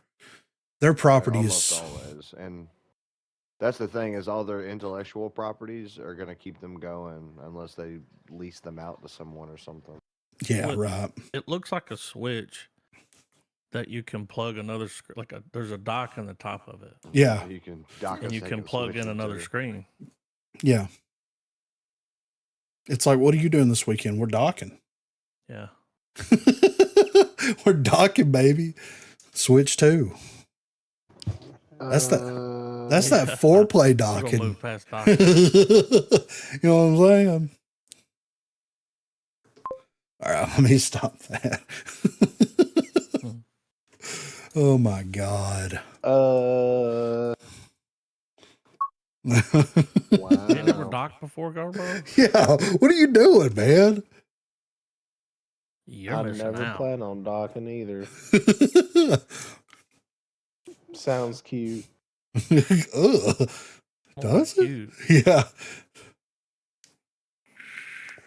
You tell me, Griffin. You did it. I'll send you a video. Speaking of nostalgia, we're going to talk about fork knife for a little bit here. Okay. So we've got some very interesting articles about fork knife here, and we're going to start off first here by the success of the OG Fortnite leaves the game in a very tough spot. So according to this article, of course, Fortnite has consistently stunned the gaming industry since its meteoric rise to popularity in 2017, showcasing a strong ability to evolve and maintain its level of success ever since. Many players have long believed that the titles lack. Many players have long believed that the title's luck would eventually run out in this regard, but the recent launch of its OG event has proven that the game's time at the top of the Battle Royale genre is far from over. The OG event for Fortnite has been an unstoppable success for the release, seeing the game's player base figures reach eye-watering heights. While this is a positive for the game in the short term, Epic Games is now left in quite a predicament in terms of where Fortnite goes from here. With the core feature of the OG event being the biggest reason behind the recent burst of popularity for Fortnite, Epic is stuck between a rock and a hard place in how it handles the title's next steps. Fortnite OG officially launched on November the 3rd, drawing a huge amount of attention in the run-up to its release. As the name suggests, the OG event took Fortnite back to its roots, bringing back the original map of the Battle Royale, as well as the weapons and equipment of its original state. Many fans have a soft spot for this first iteration of Fortnite,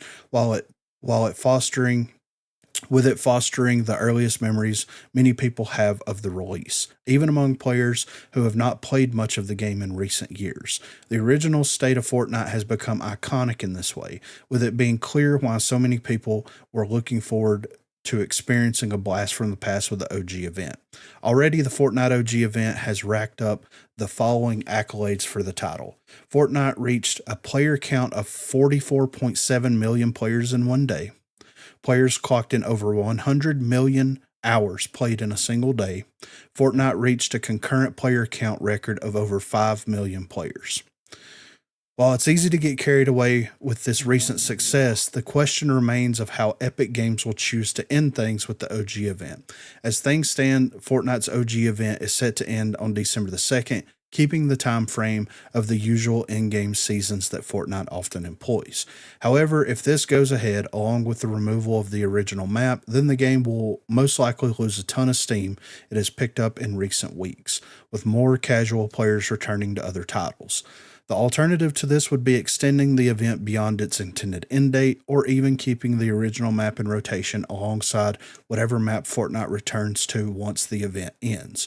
While this would prolong the success of the OG event and Fortnite's newfound player base, this could run the risk of letting the game's peak die with a whimper instead of a bang. Clinging on to the success of the OG event could step on the toes of Fortnite's following season, ultimately hurting the release in the long run. Of course, Fortnite is renowned for its ability to stay consistently relevant, and the future will likely bring success regardless of what route Epic Games chooses. Despite this, there are some clear pitfalls of Fortnite using its past for current day success, and these downsides will be hard to avoid regardless of what happens next. Okay, I'm going to use this as a jumping off point because, this is a lot of information. 44.7 million players in one day, 100 million hours played in one day, and a concurrent player count of over 5 million players. That is insane. Absolutely insane. That is ridiculous. We've hopped on there. We know, 44? Yeah. Oh, I'm back, bro. I'm OG Fortnite right now. So I'm going to throw this over to Corey first here. Actually, I'm going to throw this over to Garbo first since he's our resident builder here. He's cranking 90s and whatever the cool kids say. But anyway, Garbo, we've come to this decision here. You're over Epic, all of Epic. You have to make the decision. Do we keep OG Fortnite? Do we release new content? Do we do both? Or is there another thing that we can do here to bridge this gap a little bit better? What do you think? Yeah. Well, I think that they could just make it an OG map and put it in creative mode, just like all the billions of games that they've already have made into the game. So they can bring back the OG map. And if they wanted to, they could probably implement, the tournaments and stuff like that, because they also run tournaments. So, but I feel like Fortnite's been so successful, just always being able to. I think they can still keep going. Like whatever plan they have going on, they can execute it, and it will pretty much still work. The player base hasn't changed. What probably is going to happen though is that they realize how much people enjoy the OG map.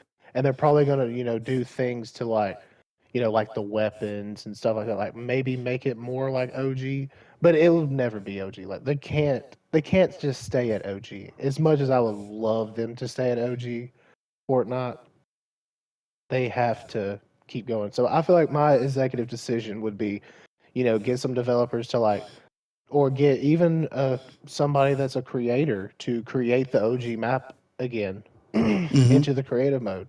And then put it in there. So then if people want to play the OG map, they can. And then continue on with the story.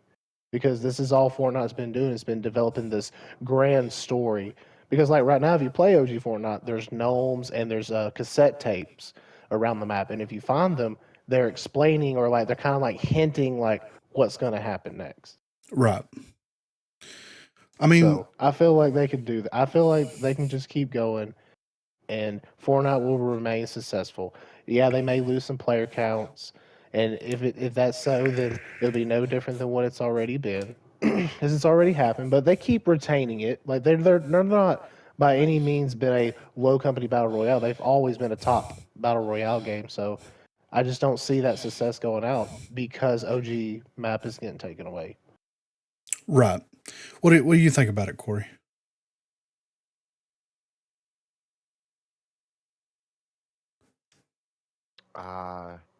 I'm liking how it's feeling, and they're. I don't know, man. A lot of people came back to it for this. I never really played it in the original map. I wasn't a fan of building back when there was an only build mode. Yeah.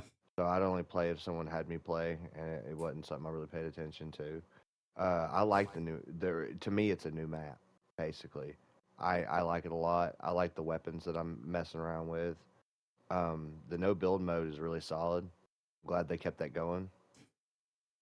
And I'm wondering what they're gonna do too, because it's a. How are they gonna keep this player base? Right. I Right. don't know. So, what do you think, Dirt? Do you think that Well- there's an easy solution to all of it?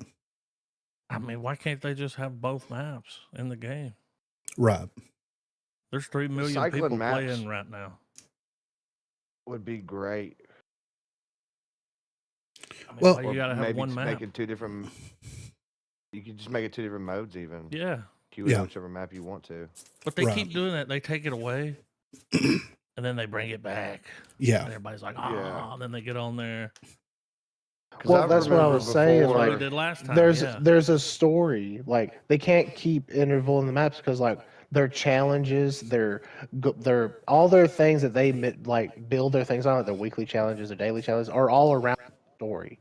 yeah. So like if they keep intervaling between the maps, it kind of like prevents players that don't play as much not be able to complete their challenges and figure out the story. You know, they'll have to pull up a video. Again, they can keep the map in. They can just put it into. I mean, again, like it's already like I think all the modes are like you know it's a browser now. You know where you can just type in whatever mode you want to play, and that's what you do. Like all you would have to do is just get somebody to just keep that map in, and then just type it in. But to complete the actual story and stuff, they will have to keep going from there. Like they can't Sure. just keep.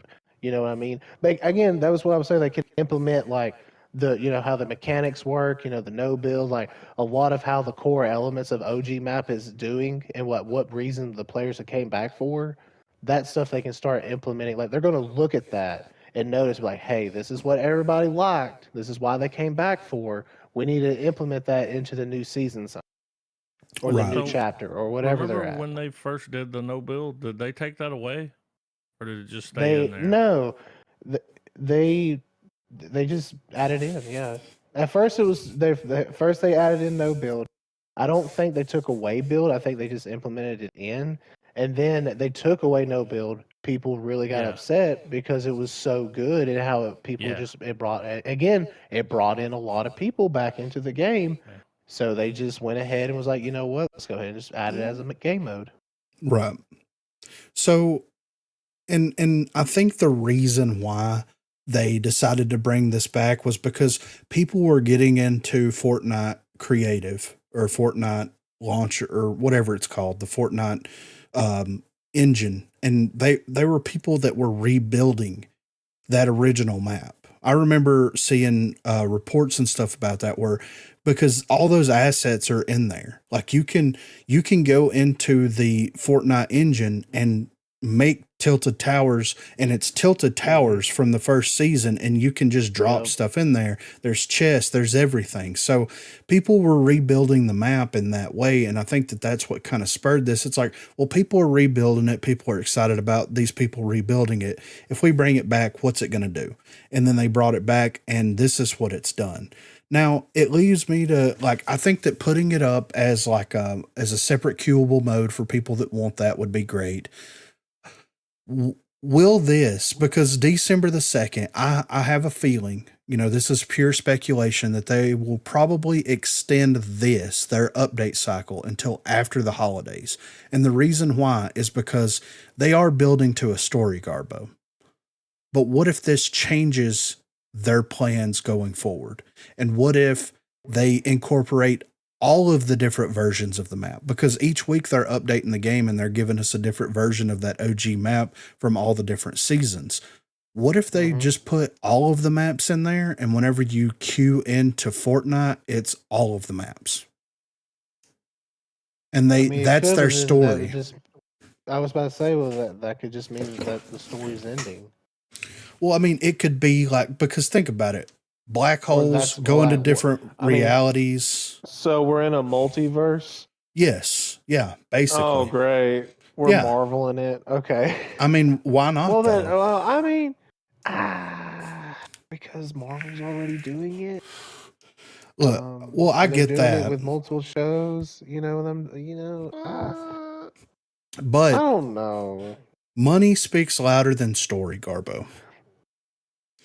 Yeah, you're right, but Fortnite has always been about the story.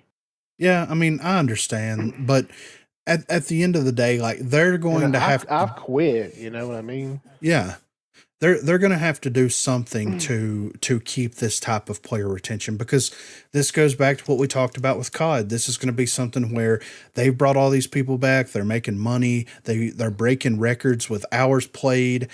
How many people's played in one day? How many concurrent players are playing at one time? They're going to want to try to keep that up and maintain that as much as humanly possible. And it's like, But they've done that before.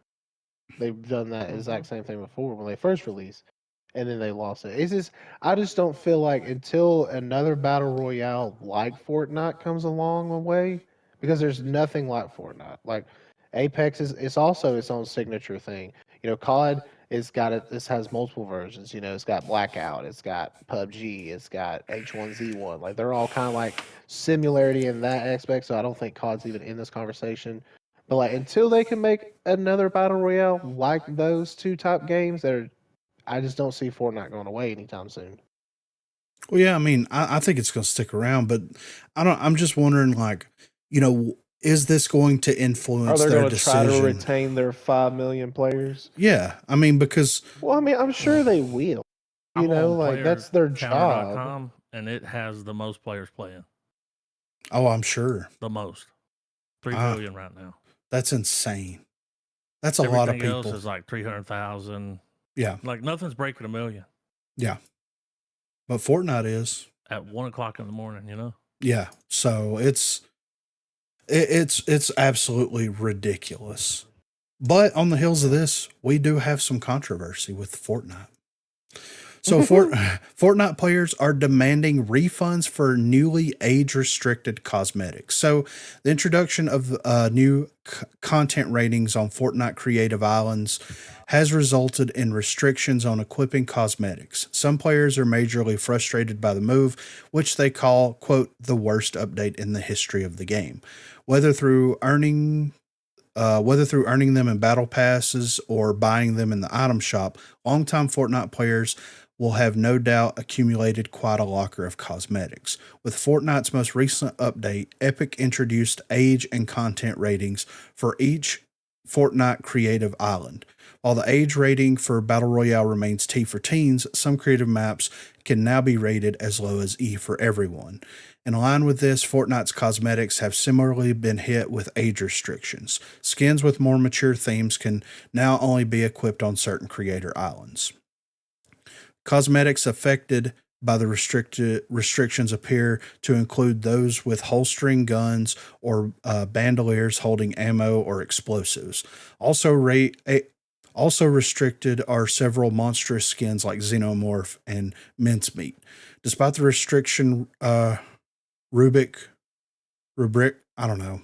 Despite this restriction, players are struggling to get to grips with just how arbitrary the resulting selection appears. Some cute cartoony skins, such as Meowscles, can only be equipped while playing on maps rated for those 10 plus because of their weapons. Meanwhile, the Michael Myers skin can be equipped on any map without restrictions. Players also expressed bewilderment at the fact that menu music and loading screens were subject to age restriction. Given that these elements are only viewable to the player themselves, they don't understand the justification for limiting these while on age-restricted islands. Epic has gone so far as to change this season's loading screen, removing any imagery of weaponry to make the art more family-friendly. Overall, the decision has not been well received. Fans have been vocal in their request for refunds on restricted cosmetics, and the change has even prompted fans to petition it be reverted entirely. Okay, before we go on to the next thing, I want to talk about this for a second. First of all, the fact that this is only for the Fortnite Creative Island stuff and people are making this much of an uproar is stupid. First of all, anybody that's making a huge uproar about this is dumb. It's stupid, right? Because first of all, it's the Creative Islands. Now, I understand there's a lot of people that go on there and they play these Creative Islands things and all this kind of stuff, and they want to show all their skins off and stuff. But like, you know, that's like whenever you go and you watch a baseball game, but there's a Little League game happening over here on the side, and you somehow wander around to the Little League game. You know, it's the same idea here. Second of all, Fortnite should have restricted these E for everyone's where nobody can enter it with any equipped skins. They give you the skin, you drop into it, and that's that. Now, if you play in anything that is over E for everyone, then you have your skins and all your stuff equipped as normal. But it should automatically force you, if you want to be upholding to this content restriction, they should be equipping your skin for you when you drop into these E for everyone. Because think about the cosmetics, think about the emotes, think about all this stuff that like is age restricted. How much time did they sink into doing something like this?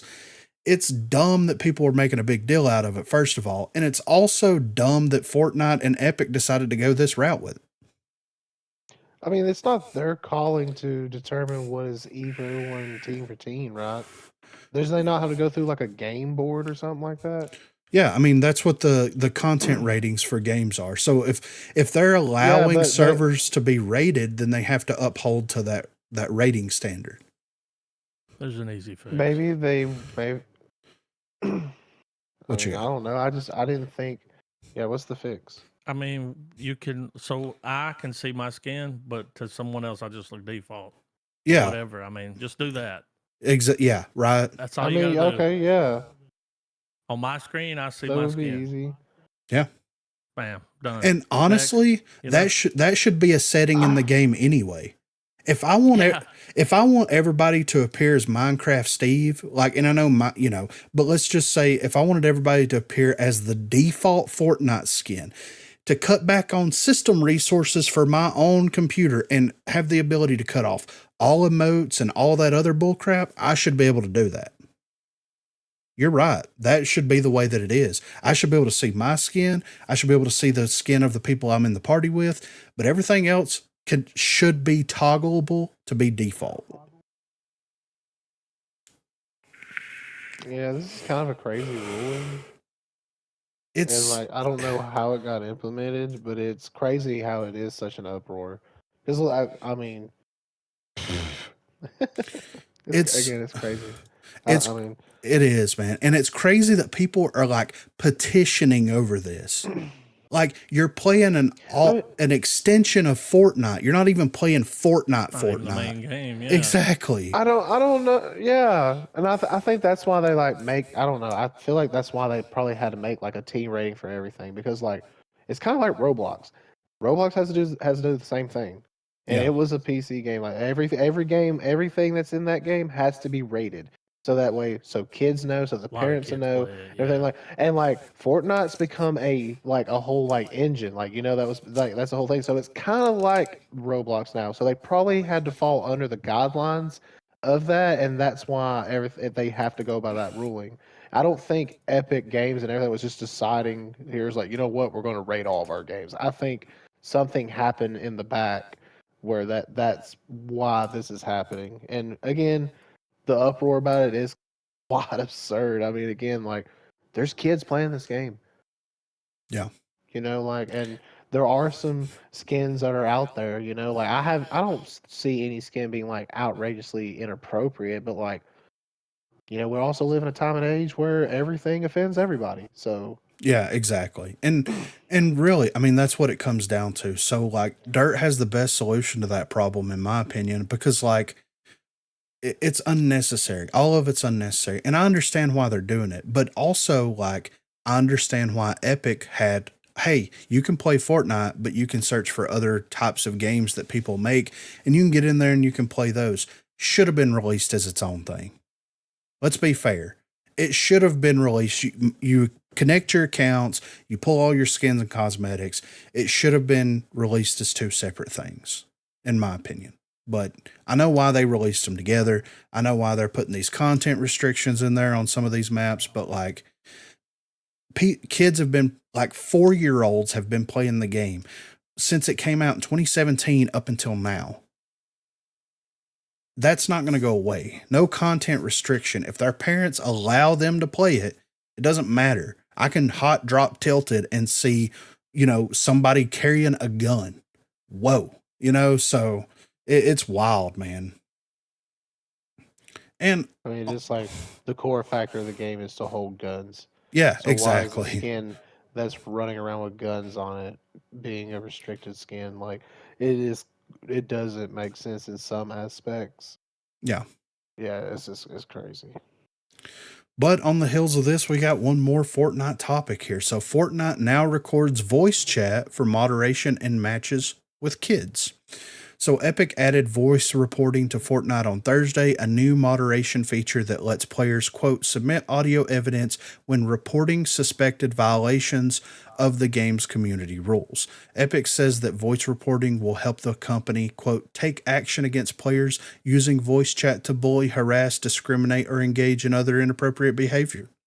In other words, if you encounter foul language in Fortnite's built-in voice chat, Epic's giving you a new tool to do something about it. Fortnite's new reporting feature will record in-game voice chat, storing that audio data on players' systems. What? Okay. Players can then report bad behavior to Epic, forwarding captured voice chat to the company's moderators for review. Voice reporting is, for what appears to be a vast majority of circumstances, effectively always on. In fact, it's always on for voice chats in games that include players under the age of 18. For players who object to being potentially recorded, Epic offers an alternative. If you're under 18 and do not wish to have your voice chat audio captured, you can mute yourself or turn voice chat off entirely by selecting off in your voice chat settings. There is an option to turn voice reporting off, but it's limited to games where all players are over 18 and in parties formed among friends where all players have voice reporting set to off when possible.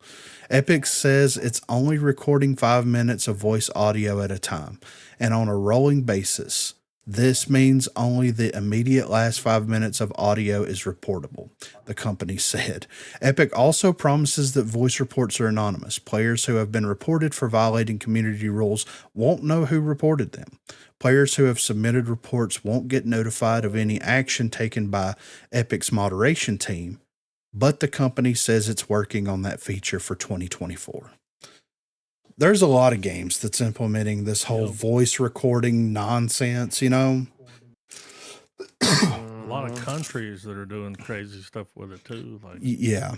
I mean, like in the UK, I'm pretty sure you can go to jail. Yeah, right.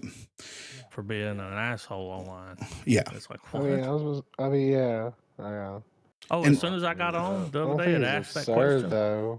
I read the thing and I went, Yeah. turn off. Yeah, me I'm too. not using it anyway. Bye. Yeah. Yeah. What's up, Discord? Yeah. Yeah, exactly. So there was no point in us having to turn it on. Right. And I think that leads to the reasoning why, whenever you're streaming a game through PlayStation and you're in a Discord party, that audio isn't shared or recorded because of something along these lines, right? Because Discord is kind of notorious about like sketchy Discord chats with sketchy Discord rooms with people doing sketchy stuff. That it is what it is at the end of the day, but it's wild that like game developers are going to this extent to try to shut down people for being, for harassing, bullying and all this stuff. And it's like, bro, I get it, but also I don't get it because I grew up in a time where like Modern Warfare 2, you couldn't be in an Xbox party and you heard some wild stuff. You learned words in there. Yes. Wow. Yes. So well, I mean, that's the prime example there. I mean, you said it all. That's why they're doing it. It's Yeah. still gonna happen though. Exactly. Yeah, you're right. It's not gonna change anything. I mean, Epic might be the one to do it, but I don't know about COD. I don't think any of them. I mean, they're going to put these things in place, and I mean, the amount of like actionable offenses and the amount of reviews that are necessary. Like, this is a good job for the AI. You know what I mean? Bot, yeah. Yeah, I mean, this is a good job for the AI to do. But you banned an account. Well, I mean, it's the same thing What'd with you like stop? you can report somebody and then you can say harassment. You're like, he said this, he said that, but like if they have actual voice audio to prove it, Yeah, it just helps. But It's more but then you ban ruling. an account. I get it. It's not gonna change Yeah, nothing. It's still gonna happen. Right, Yeah. they need to actually ban the actual ID or the whatever that you're Yeah, supposed just to make a ban. new account. yeah, IP ban. That's But the only what- way to stop it. Yeah, that's Hardware. what I was about to say. Yeah, that's what I was meaning to say. Yeah, I just didn't know what it was actually called. Because Yeah, you couldn't IP get a ban. new IP address, so it's Yeah. going to have to be a MAC address. Like, Yes. So, I mean, I don't know. And the thing is that, like, I understand that we all agree to terms of service and all this stuff, but like, all this stuff is so subjective.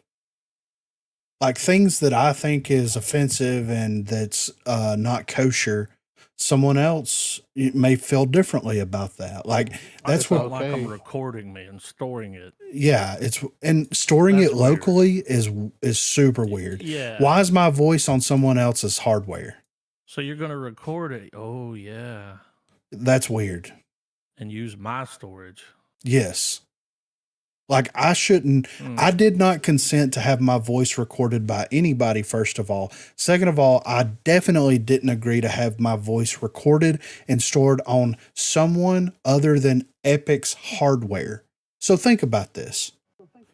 If it records in 5-minute chunks, somebody could go in there, they could find somebody, they could take an AI and manipulate it and drop it into Yep. that folder where Courage or Doc or Tim the Tatman says some crazy stuff. And get them canceled. Yes, get them canceled, get them banned from the game, start this whole uproar. Like, there's a lot of bad that could come with this. I understand the good. I understand why there would be good to come from this, but also this opens the door. This opens a floodgate that doesn't really need to be opened, in my opinion.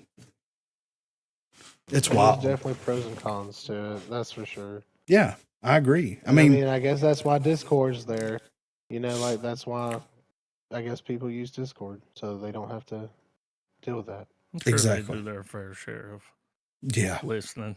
Oh, I'm for sure. But like, you know, But I mean, as Griffin just said, like it's on multiple people's hardware. Yeah, that's Discord weird that isn't they're like doing that. that. Yeah, That they're storing files on your computer. yes, that's weird. So, but yeah, we'll see what Fortnite has in store. Currently, December the 2nd is when the new season of Fortnite's going to roll out. I have a feeling that they might postpone that. I think that this whole petition thing that people are trying to sign and drum up for these little side Fortnite little experiments that are happening, I don't think that's going to go anywhere. I think that, I mean, if somebody's making an E for everybody map, contact them and tell them to make a T for teen map. And then there you go. You got an E for everyone map with no skins. And then you got a T for teen map with, or like Dirt said, fix it to where you can only see your skin and nobody else can see it. Bada bing, bada boom. It's done. Voice chat recording is weird. In any game, in any circumstance, voice chat recording is weird. I don't like it. It's weird. Weird. All right, I'm going to go into this Blizzard stuff here. All right. So speaking of things that are very interesting, that's kind of taken a turn into a new direction, we've got some information here about Blizzard. So at BlizzCon 2023, the developer lays out their own Marvel Cinematic Universe. So sitting in the press room, watching the BlizzCon 2023 opening ceremony this year as returning Warcraft Executive Chief Director Chris Metzen take the stage to reveal the next 3 World of Warcraft expansions. I was reminded of Marvel's Kevin Feige announcing entire new slates of movies coming to the Marvel Cinematic Universe at Comic-Con. This level of transparency is rare in the video game world. Tell me about it. And it wasn't just Metzen's Warcraft team embracing it either. For Overwatch 2, director Aaron Keller announced not only one new hero, Maga, but also the next hero, Venture, and even the concept for the hero after that, codenamed Space Ranger. During the Diablo 4 segment, the team teased the first expansion, Vessel of Hatred, just 6 months after the launch of the base game. Hearthstone was demoing a co-op duos mode on the showroom floor months before a proper 2024 launch, and World of Warcraft announced the next 3 expansions as part of the newly christened World Soul Saga. Across all of Blizzard's main existing properties, the devs have pursued a strategy of transparency, it seems. Beyond just announcing the next big thing, they shared details on things that are some way off, even if they were in incredibly early states like Overwatch 2's third announced hero, who doesn't have an official name yet. It's a radical departure from the shroud of secrecy that usually envelops the game industry. Yes, 100%, says World of Warcraft executive Holly Longdale, when asked whether this transparency is a new company initiative. During an interview with IGN at BlizzCon, Longdale tells us, at the end of the day, we exist because of the communities we have, and our fans are so dedicated, as you've probably seen here at BlizzCon. They just want information. They just want to know what we're doing and what's going on. Recent years, the Blizzard name has seen some of its sheen wear off. From the diminishing review scores of the last couple World of Warcraft expansions to Overwatch 2's community backlash over the high-profile public cancellation of a previously announced PvE hero mode, questions have been raised over whether or not Blizzard was still committed to, quote, the Blizzard way, a standard of quality control that rivals only Nintendo's. Let's see. Video games is an industry built on secrets and hype. Look at the website formerly known as Twitter, and you'll find anonymous accounts online that gain huge followings because they claim to know about some unannounced secret, like a Grand Theft Auto 6 trailer that never comes, preying on the starved masses desperate for any news from their favorite game studios. But secrecy can be a double-edged sword, and the backlash to unchecked hype can be ferocious. Look at Cyberpunk 2077's original launch, which promised so much and delivered a fraction of what CD Projekt Red claimed would be in the game. Following that mess, CD Projekt Red also took a 180, embracing a clear-eyed approach to marketing by being more open about what to expect from the studio, including announcing multiple new projects like a Witcher sequel and spin-off, and promising to be more honest about what players should expect from each new game.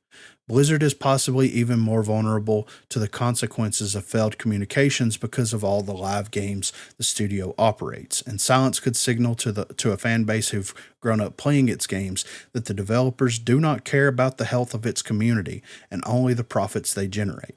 At the same time, keeping cards close to the chest can be beneficial to developers given how making games is often messy and imperfect. This new level of transparency can have consequences.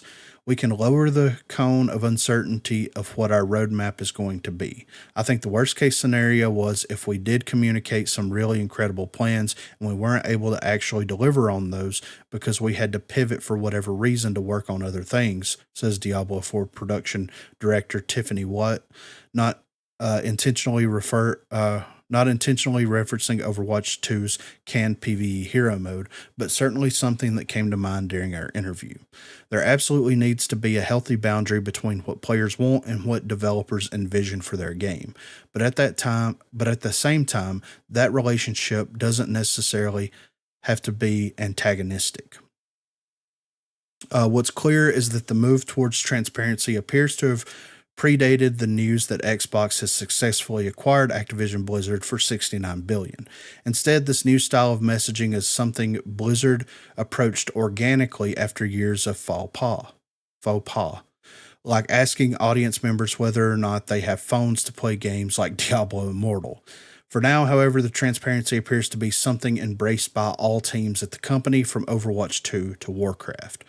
It was a little while ago, but really the philosophy shift really started back for us in, I would say, around the Shadowlands era, reveals WoW Associate Game Director Morgan Day, who says the team took a huge step back following the launch of Shadowlands to reassess how they'd communicate with their players.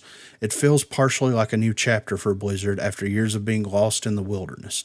Warcraft General Manager John Haidt tells me that it could be even considered a reboot for the developers, saying, I think we have moved, at least for Warcraft, I think we've moved from being very productive to from being very product centric, where we think of this game, to very player centric. While I understand the unique circumstances behind secretive game reveals, from carefully planned marketing plans to, again, the unpredictable nature of game development, I've often wondered what would happen if game reveals were treated more like movies, where roadmaps could resemble an entire MCU phase when they're announced. Now we finally see a version of that from Blizzard. Time will tell whether this approach can work for video games the way it does for films, but Blizzard is certainly embracing a new direction for itself, right as it's about to begin possibly one of the biggest changes the company has ever faced since merging with Activision in 2008.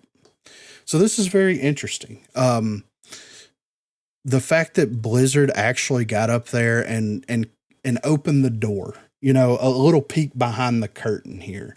And, I've never had to deal with anybody or anything quite like Blizzard before, but dealing with developers and game studios and things like that, it all seems to mirror the same.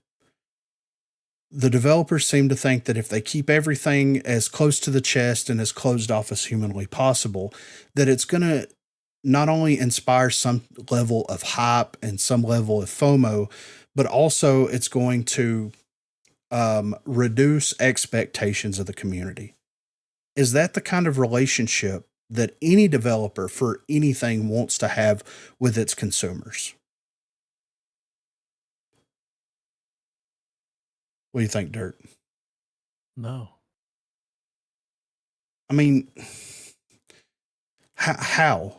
You know what I'm like? How do they think that this is? How do game developers think that keeping things as close to the chest and leaving their community in the dark, how do they see that as a good thing? It always feels like they're like, we know what's best Yes. for you, the people that pay to play the game. It always feels that way, no matter what game. Yeah. It really does. They're like, we want your feedback, but fuck your feedback. Yeah, exactly. Yeah. Exactly. Because we didn't like it. Yeah. It's not what we wanted to hear. Yeah. And also, yeah.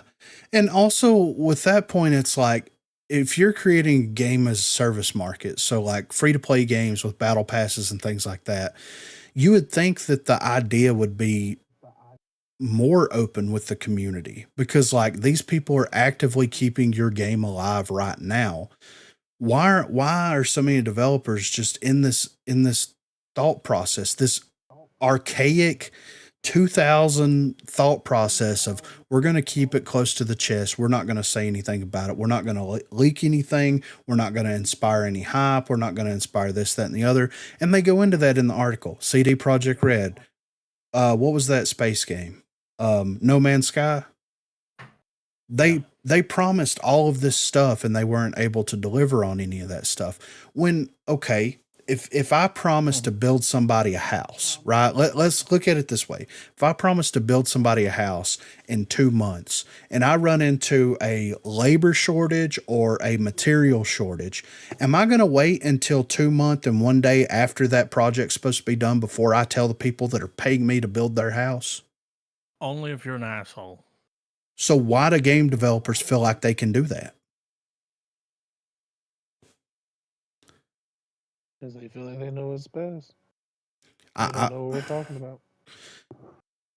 Yeah, I'm we're just the people that play the games. and spend the money, Yeah. you know, and make videos, make content, talk about it. You know what I'm saying? Like we're the ones that are out here doing the legwork for you. And you're going to just be quiet and not talk to Yeah. anybody about anything? Like, well, the numbers. Yeah. Fuck They the don't numbers. lie. Fuck the numbers. It's wild. Yeah. I'm hoping in this new. Maybe the, Oh, go ahead. Go ahead, Garbo. maybe they don't like. Maybe they don't like being told what to do. Well, that's the And thing, like when though. people They come get up with good ideas, butthurt. they're like, "Oh, bull." Exactly. They're like, That's what it is. They actually had a good It's like a idea. personal attack Yeah. on them or something. Yeah. So that like, no. exactly because it's like, well, you didn't like our idea. It's like, well, No. no. Here's why. Just like you don't like our idea, apparently. Yeah.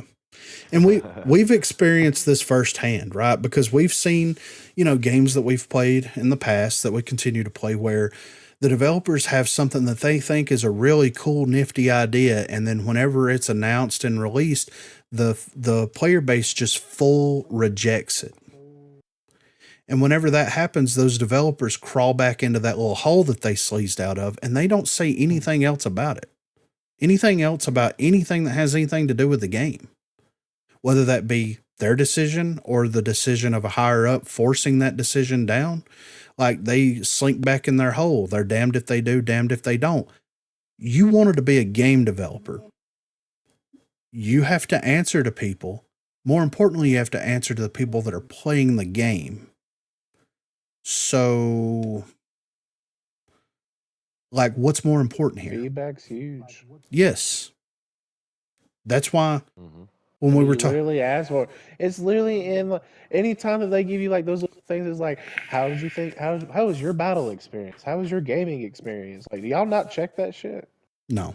When y'all put that in y'all's games, like, what's the point of having that in y'all's games if y'all don't check them? Yeah. Like, it just doesn't make. Yeah, it's stupid. Like again, Yeah. And we don't know what we're talking about. like, look, I think that Nintendo has done a very good job. Going back to Nintendo, they've done a very good job about, hey, we're working on a project.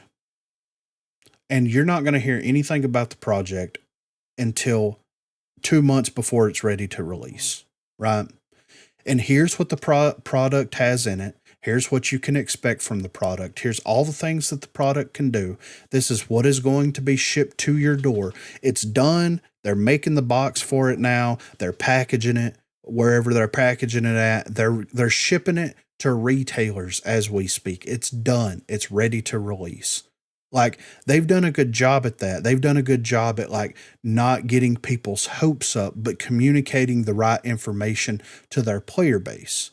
And it's interesting whenever you see a company the size of Blizzard come out and start to communicate that same information. I know Nintendo games aren't necessarily games as a service and they don't have that type of format to them, but they've done a good job at communicating. And at the end of the day, if I'm hyped for a new game to come out and I don't hear anything from the developers other than what I've been hearing from them for the past 2 years about this game's going to have this, and this in it. And when I buy that game, it doesn't have this in it.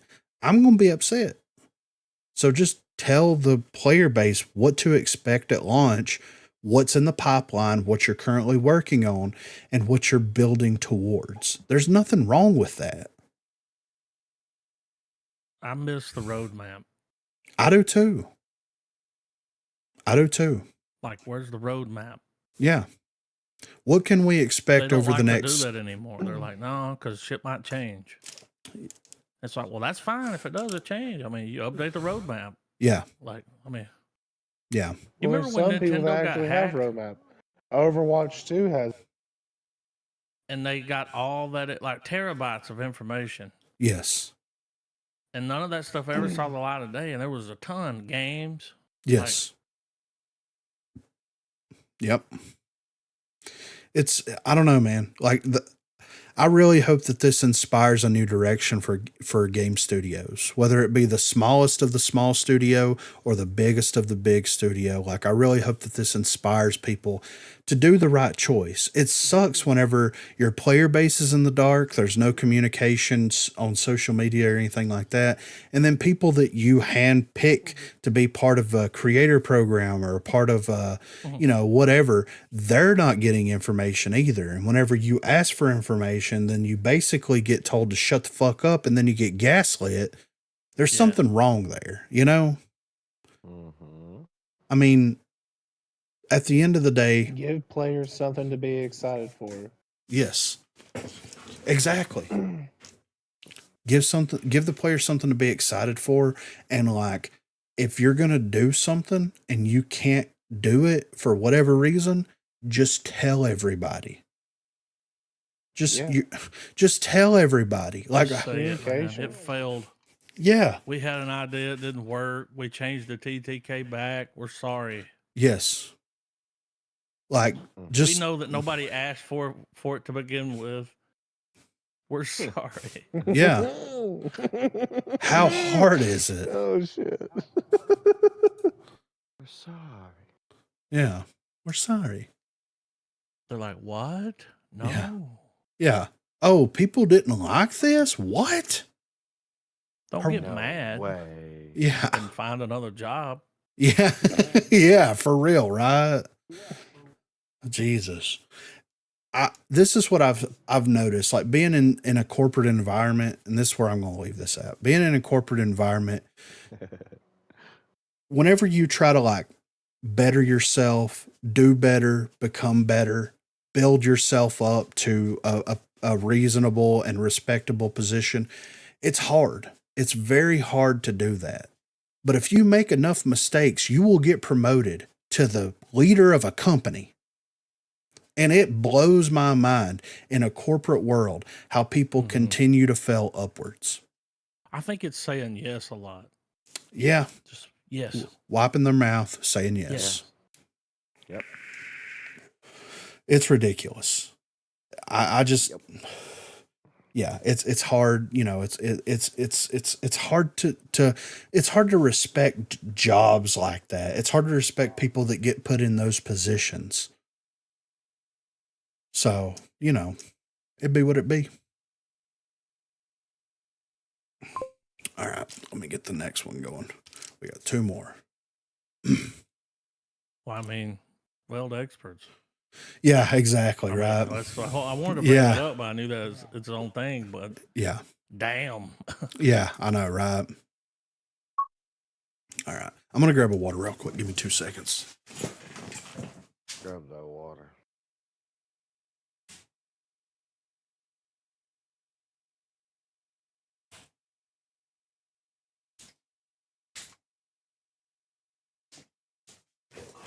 I got a bit of the dry mouth.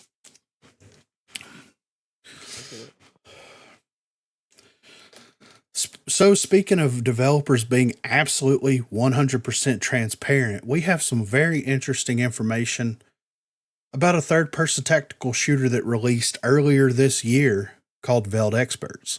Now, for a little bit of background information on this, Veld Experts was supposed to be the third-person tactical shooter to end third-person tactical shooters. It was, yes, it was supposed to be the game that everybody was going to migrate to, especially in a lot of the circles that I run. They're going to migrate to this game because it's going to be absolutely incredible. They're making great choices. They're making great things happen over there. Well, we got a post here from November the 13th. Hello, agents. With a heavy heart, we inform you that Veld Expert service will come to an end. This announcement deeply saddens us, but we would like to thank you for your support and love throughout our operation. Please note that our early access will end on December the 14th, 2023. For more information, visit the link next on, by the way. We'll get into that in a minute. So this is what they had to say over on their website. Agents from around the world. This is Veld Experts. Today we are here to announce with a heavy heart that we will be concluding the live services of Veld Experts. Foremost, we want to express gratitude to our agents for the love you've shown for Veld Experts. Your devotion and passion were what made our moments most remarkable and memorable. From the alpha test in December of 2021 to early access, we made our best efforts to create a game and provide an enjoyable and pleasant experience. But we apologize for falling short. With a profound passion for the game at their hearts, the Veld Experts development and service team discussed this matter at great length. In the end, we determined that it was time to start anew in order to create a better game and must reluctantly deliver our farewells. Veld Experts will maintain its service for about a month till December the 14th. We apologize that we could not come to you with better news. We will notify you further about the exact details of the schedule at a later notice. Veld Experts may not always have been perfect, but we want to thank you for the kind of love and support you've shown us. We will always remember our shared moments together through Veld Experts in our hearts. Thank you for enjoying Veld Experts. Sincerely, Veld Experts. How many times can you name drop your game in one thing here? Veld Experts? Yeah, Veld Experts. Veld we're talking about? Experts? Yes. Did they lock their Twitter? Yeah, I know. It's locked. Yep. Wild. They So- killed themselves. What's Crazy. crazy is like the first season of the game dropped Like, in October. I was gonna say it was recent. Was this the game that messed up their update thing for the PlayStation? No, that was X Defiant. No. Okay. We're close. Yeah. But yeah. That one's next. Yeah. So October the 12th, kicking off the first official season of Veld Experts with a new map, agent, battle pass, and events with over 150 rewards. Join the battle now. October the 12th, didn't even make it a month. November the 13th is when they announced that they're going to be shutting Veld Experts down. So I think that we can look at the main reason I want to bring this up is because Nexon, right? We talked about this last week. Nexon is the company that's working on the finals. The reason that I brought up the snapshot of what Nexon has worked on, Veld Experts was absolutely on that list of things that they were working on, and they're shutting the game down in December. They announced it a couple of days ago as of recording this, and that makes me a little bit more cautious about the finals and how it's going to be released and how that's going to go. But there's a couple of reasons why Veld Experts was already set up for failure upon release, right? Because yes, they released early access on Steam. Yes, you could play early access on Steam. They did not release a console version of Veld Experts. They also did not include controller support whenever they released Veld Experts on Steam. Now, you can go into Steam and you can play any game that you have in your Steam library with a controller. You can configure a controller layout through Steam itself and launch the game with controller support, whether it had controller support whenever it released or not. I can play Half-Life, the OG Half-Life from the 90s, with a controller if I really want to. Like, you can play any game on there with a controller. Now, there were some people that went in there and configured their Veld Experts experience for controller, but they said it was a miserable experience. Could you imagine why? If a game doesn't natively have controller support, then it doesn't natively have support for aim assist, right? And you can't control, and you can't control aim assist through Steam's controller setup. So that's on the developers for the game. So there's a couple of reasons here why this game failed. In 2023, and this is from 2023 moving onward, unless something absolutely ridiculous in the market changes, you have to release a game with controller support, with crossplay, and with cross progression support, or it's going to fail before it even gets released. See example, Veld Experts. So There's been a few. There's been several that's come out. I mean, Hyperscape. I was gonna say the ball game. Yeah. Yeah. That was going to come out and be the BR to NBRs. Ubisoft was going to knock one in the hole, and I it don't got like this one. Yes, and it had a huge, like, just like Veiled Experts, there was tons of people playing Veiled Experts during its beta. I played it.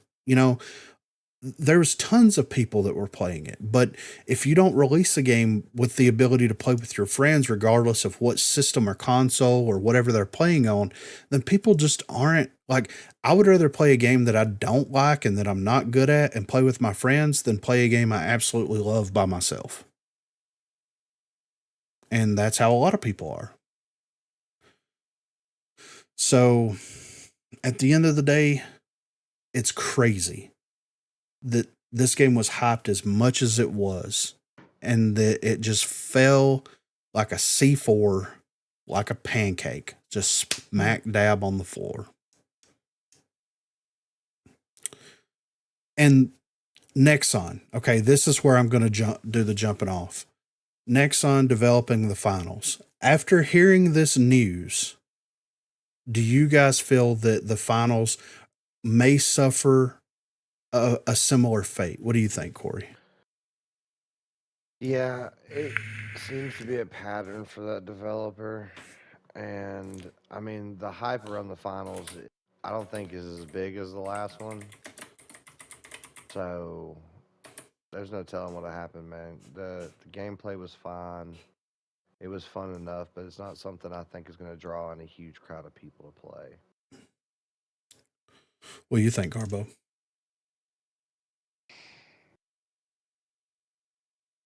I mean, I think he'll bring it. I don't think it's gonna be anything grand, but I think he'll retain. I think he'll make it further than Veiled Experts. Do you feel because let's be on, like, let's be fair, the finals, we've already had a beta, they've already done crossplay, they've already kind of got some of that stuff worked out. There's a lot of work and attention that needs to be brought to the game, but like just with them bringing in crossplay and console support, do you feel like it will maintain some player base? Yeah, absolutely. It's got a better shot just by having crossplay alone. Because it has we're- crossplay, exactly. Yeah, we're in control an support. area of gaming where if you have a very successful game, you need to have it on multiple platforms, and you need to have those platforms to be able to play together. Yeah. Unless you're They'll something just like have to, Tarkov. as long You're as just so good that people are willing to play you, and you get enough from just the PC players. Right. I mean, if they just keep communicating to their community, keep like consistent updates, like with the changes with guns and stuff that are like maybe OP against the shotgun, or like just freshen it The up. I'm sure like maybe sledgehammer. implement levels, like it's if they just if they can just keep track of like seeing the goal and staying on track with the goal, instead of being like, hey, let's not ask the community or seek feedback from the community. Because I even think the finals even asks you, like, what did you think about this game? Was Yeah. this game good for you? Like they were asking for feedback. So like, if they actually would check that stuff and consistently, stay with their player base and not shove their players away, they will maintain. I think they'll do better than Hyperscape. I think they'll do definitely better than Veiled Expert that didn't even get off the ground, really. Yeah. I think they have a good chance. Again, it was really fun. The destructive nature is also like a very fresh element to like gameplay that we don't really have right now. Mm-hmm. And I think that will bring a lot of people to it. Yeah. Yeah, the fact that you could destroy a whole ass room was pretty cool. Yeah. I agree. It feels like that they're banking off of a lot of, because it felt very similar, the way that the characters played, the way that the movement and stuff was. It felt very Apex like. It felt like they were trying to capitalize on some of that Apex market by leaning into that style of game, like even as far as crouching and how you controlled your character, and kind of the each first person shooter has its own version of floatiness to it. It even felt that same level of floaty. I think that they're trying to capitalize on some of that market by introducing, kind of like what we were talking about earlier, like if you're playing a game like that where you respawn, it extends that game loop much longer, and it allows you to become better at the game faster than BRs do. So, but that could also cause a plateau with players, and then they could lose interest once they hit that peak, because we've seen that happen a lot. When players hit that plateau, one of two things happens: either they quit playing the game, or they upgrade to some super assisting variables to allow them to be better at that game. They don't want to put the work and effort into being better. They want to buy something that allows them to be better. So there's so there's rare exceptions here. But what do you think, Dirt? Like, It's wild they want to put all their eggs in that basket. But it's crazy that this decision was made right after the finals, because the finals was one of the biggest played things on Steam whenever it was available. Do you like Nexon? Do you feel like Nexon came in and was like, we're shutting this piece of shit down and we're focusing on this piece of shit over That's here? it. All the eggs, dude. I mean, Big basket. Yeah. So I don't know how big the Veld Experts team was, but I mean, if you're going to be focusing on a game like that has that many people interested in it, you better like double down on it. And that's exactly what it sounds like they did. It's crazy. And like, I mean, it was just the beta, so like maybe they have more ideas or something. They were just trying to that they might add into it. Again, they were just this is test, test utilities like they're testing with or anything.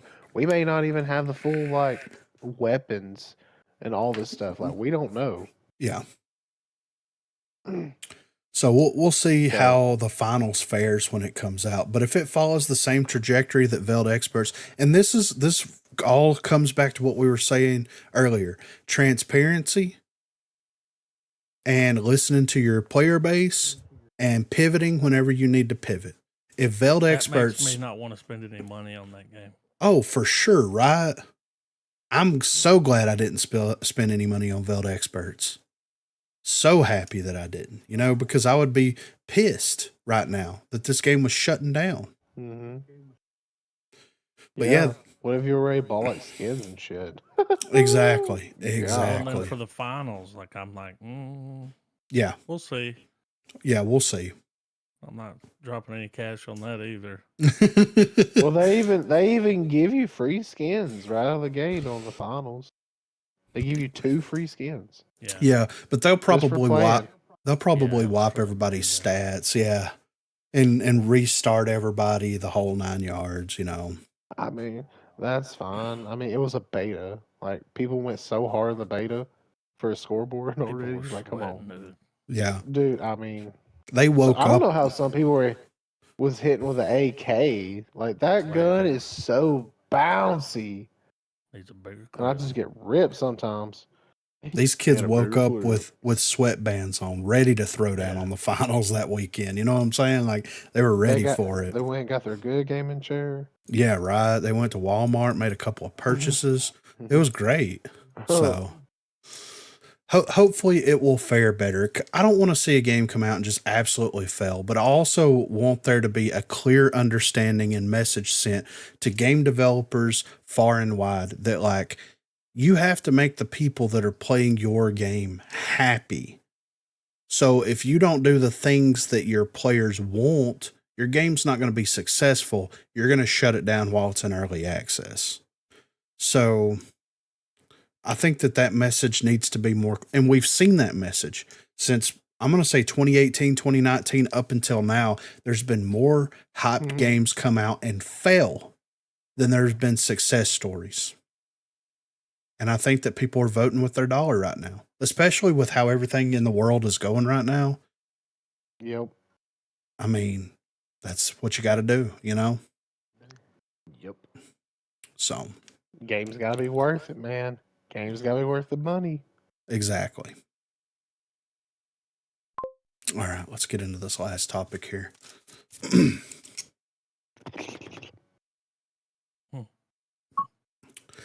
So speaking of voting with your dollar here, we got to talk about Baldur's Gate. Oh, yeah. So The Golden Joystick Awards happened for 2023. Baldur's Gate 3 wins big as it takes home a record-breaking 7 awards. So let's take a look at all the Golden Joystick Award 2023 winners, shall we? I'm not going to go through all of them, of course, but this year's awards took place on Friday, November the 20th, and for the first time since 2019, it was in person again in London, as well as live streamed around the globe. The show, which is now in its 41st year, recognizes the talent present all across the video game industry. From those who create experiences that enrich our lives and transfix us during our downtime to those people who bring those characters and worlds to life, there are plenty of games and studios that deserve recognition each year. We received a record amount of votes this year, with you all coming out in your millions to pick your games of the year across over a dozen categories. This year, it's Larian Studios' Baldur's Gate 3 that's taken home the most awards, picking up a record-breaking 7 golden joysticks in total, including Game of the Year, and Larian itself taking home Studio of the Year. Here's the full list. So they won for best storytelling, best visual design, best game community, which is wild. That's awesome. PC game of the year, game of the year. And then they won a couple other things, of course. On the heels of this, we're finally getting some release information for Baldur's Gate 3 for Xbox. Now, I want to preface this a little bit. So I'm pretty sure that Baldur's Gate 3 was supposed to release on Stadia. I think that Larian had an agreement with Stadia to release Baldur's Gate on Stadia. We all know what happened to Stadia. Stadia just shut down, right? It's no longer anything. It's just gone. So Larian, being the responsible company that they are, decided to reach out to Microsoft and was like, hey, can we get Baldur's Gate 3 on the Game Pass? Microsoft, as I quote, said, we're not taking a second-rate PC RPG onto the Game Pass. It won 7 golden. Yeah. That's what they told. That's what they told Larian. Yeah. That's Microsoft's fault. Yeah. They've never heard of Microsoft's foresight, dude. No. No. Like foresight, dude. No. God damn. That might be one of the wildest statements made in gaming in the last few years. Yeah. Man, they are kicking themselves in the ass right now. There's no way. Like, Baldur's Gate 3, in my humble opinion, is one of the best games released in a long time, and definitely one of the top RPGs I've played in a very long time.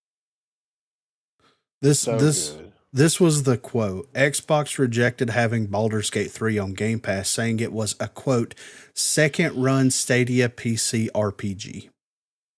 That's what yeah. Wow. They didn't know. It's very They wild. didn't know. Yeah. Nobody in Microsoft was playing Baldur's Gate. I hope whoever sent that email back to them is no longer working for Microsoft. Yeah. Right. Because that's crazy. Yeah.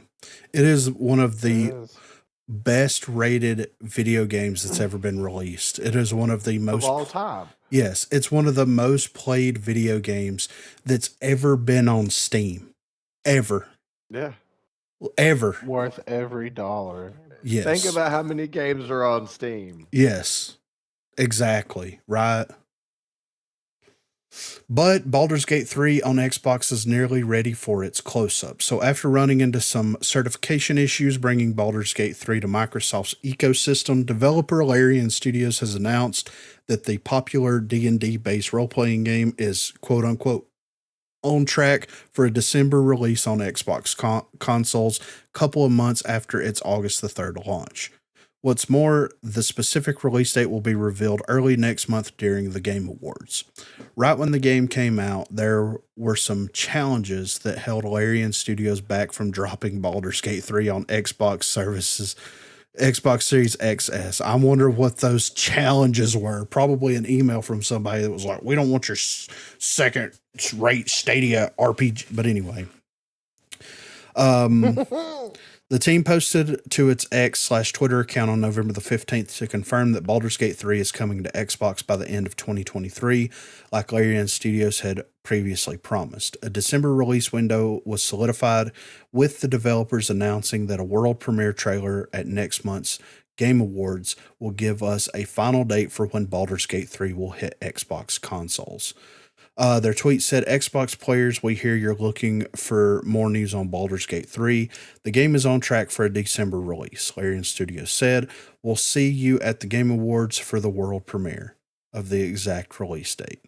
With the Game Awards kicking off on December the 7th, this means we've got just a few weeks until we learn not only what game will earn the coveted Game of the Year trophy, which Baldur's Gate 3 is nominated for, along with other awards, but also when Larian Studios' extremely successful turn-based RPG will finally make its Xbox Series XS debut. On the heels of that, let's look at the nominees for Game of the Year here for the Game Awards, and let's go ahead and lock in our individual picks here. So for 2023 Game of the Year nominees are Alan Wake 2, Baldur's Gate 3, Legend of Zelda Tears of the Kingdom, Marvel Spider-Man 2, Resident Evil 4 Remake, and Super Mario Bros. Wonder. Who you guys picking? I'm going Baldur's Gate 3. Baldur's Gate 3. Sure. And Spider-Man looks really good. It does look good. Spider-Man has really good look. I haven't graphics. played any of the other ones. I've been looking at it. The remake of Resident Evil 4, and I don't understand why that's even nominated. Yeah. Like, it was great fucking 20 years ago when they released. Mm-hmm. That's when it won its fucking awards. Let it be what it is. You know? Yeah, right.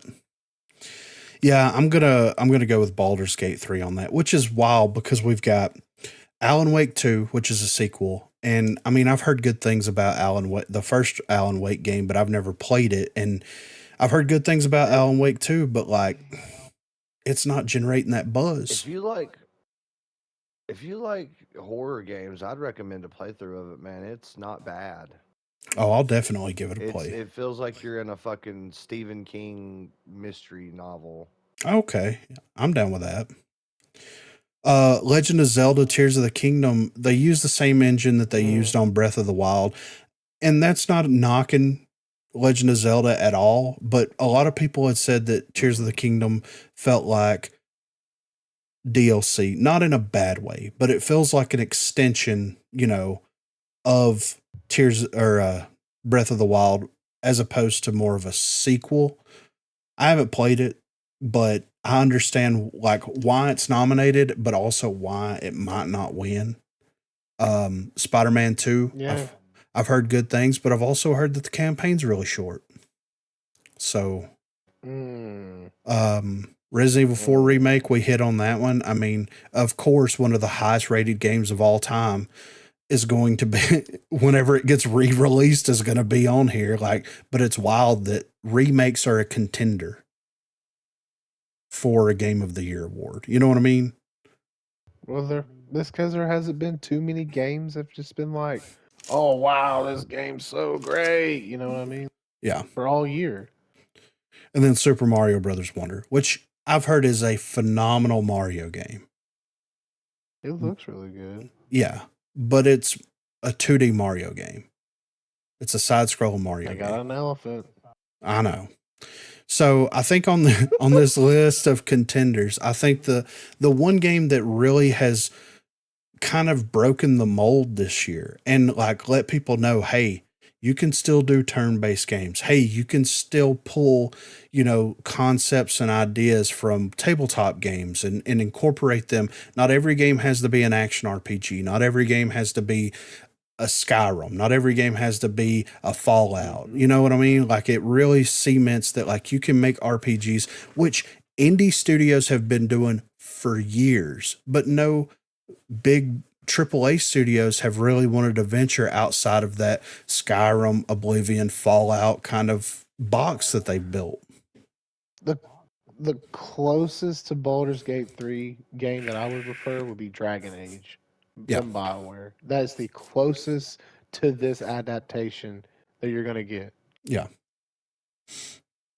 So I've been playing Baldur's Gate. I've really been enjoying it. I'm not super far into it, but I'm excited to play more of it. I mean, it's different. It's relaxing. Like that's the thing about it. Like there's a great story.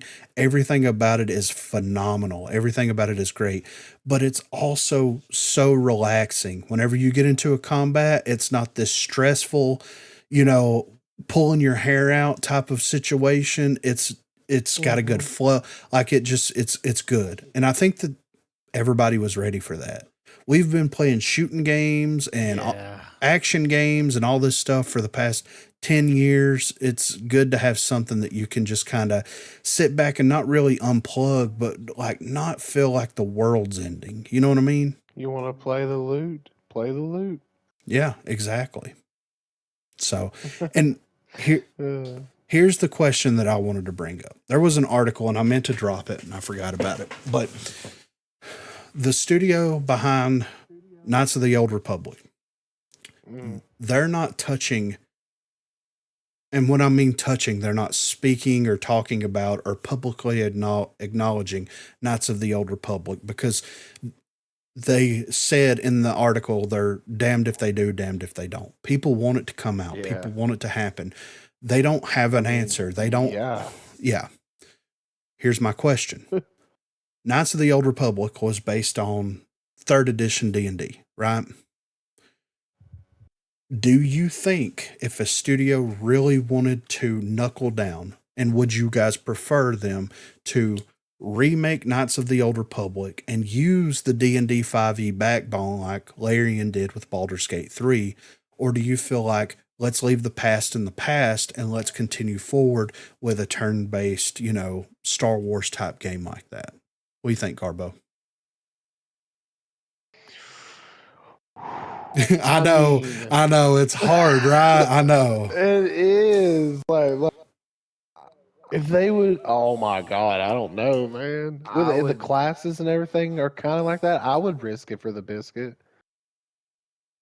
I mean, that would like give you more options for that, you know, because like that turn based in Old Republic, like you would have to like, you know, there wasn't a wheel, so it was like, let me scroll through, let me press up and down until I get to the move set that I want to do, and like oh man, if they just turn those fundamentals into that style and then keep all the core elements like Baldur's Gate does, like engaging with people, the companions, and everything like that. Oh my god, yeah, I would risk it. I would totally risk it. There's already a tabletop Star Wars game. Yes, that you there can is. base a lot of that playthrough on. And if they just use this engine, I think it would be really cool if they just made a new Star Wars game. Yeah. Like, let the past be the past if we're not going to, because it's been so back and forth.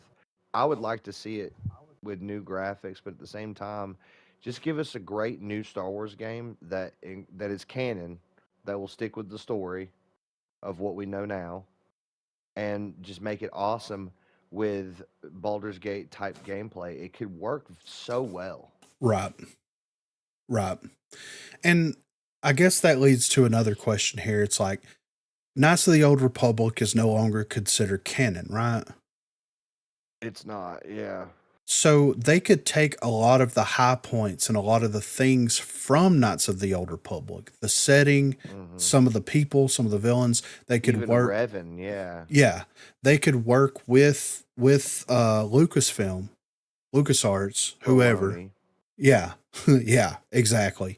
And they could flesh out a really good and interesting story that would be like a modernized, updated take. It's like KOTOR is legacy stuff. It's not considered canon. But this new KOTOR has got the green light seal of approval from LucasArts, and it's going to be canon, and it's going to be brought up with everything else. And here's some people that you may know. Here's some people that you may not know. Some people's personalities and things may have changed, but like, here's some of the familiar and here's some of the new, and this is going to be what it's going to be. I think that would be great. Yeah. I mean, Were you talking about the articles? They're like 2 days ago. yes. All these articles were like, it's dead. Yeah. Not gonna happen. Yeah. They're done. Because they I were read one of those and they said there was a third party that because Sony was gonna publish it, right. but there's a third party that's blocking some of the content. I think it's fucking Disney. Probably because it's not. I'm sure that it has something to do with it's not canon, and a lot of the stuff that they've been releasing recently is part of the canon of what's happening with Star Wars, whatever's happening with it. You know what I mean? Mm-hmm. That might be why they're blocking it. They may be wanting them to make massive changes to the story, and they're like, bro, we're just trying to update the game and bring it to a new generation of consoles. Like, we reinventing the wheel over here. Calm down. I think that they could pull a system like D&D. They could pull a tabletop system and incorporate it, and I would love that. Like, that would be incredible. Yeah. I think it'll be. I think it'd be worth it. It would probably rate higher than Baldur's Gate. Like, sad to say, but it may. I mean, Well, it would, because you would have this amazing gameplay from Baldur's Gate. If they have decent writers, you'd have a great storyline. But you have that core Star Wars fan base that's going to buy anything that's Star Wars. Yes. and like, Anything. dude, if they can just do a fresh Knights of the Old Republic, they can just implement so many more classes and races that they didn't do from the previous games. Like, you could be like Darth Maul's character, or I don't know all the names to them, but or like a Twi'lek. I mean, dude, could you imagine being a Wookiee? Yes. A I Wookiee, a can. That would Twi'lek, be a cool.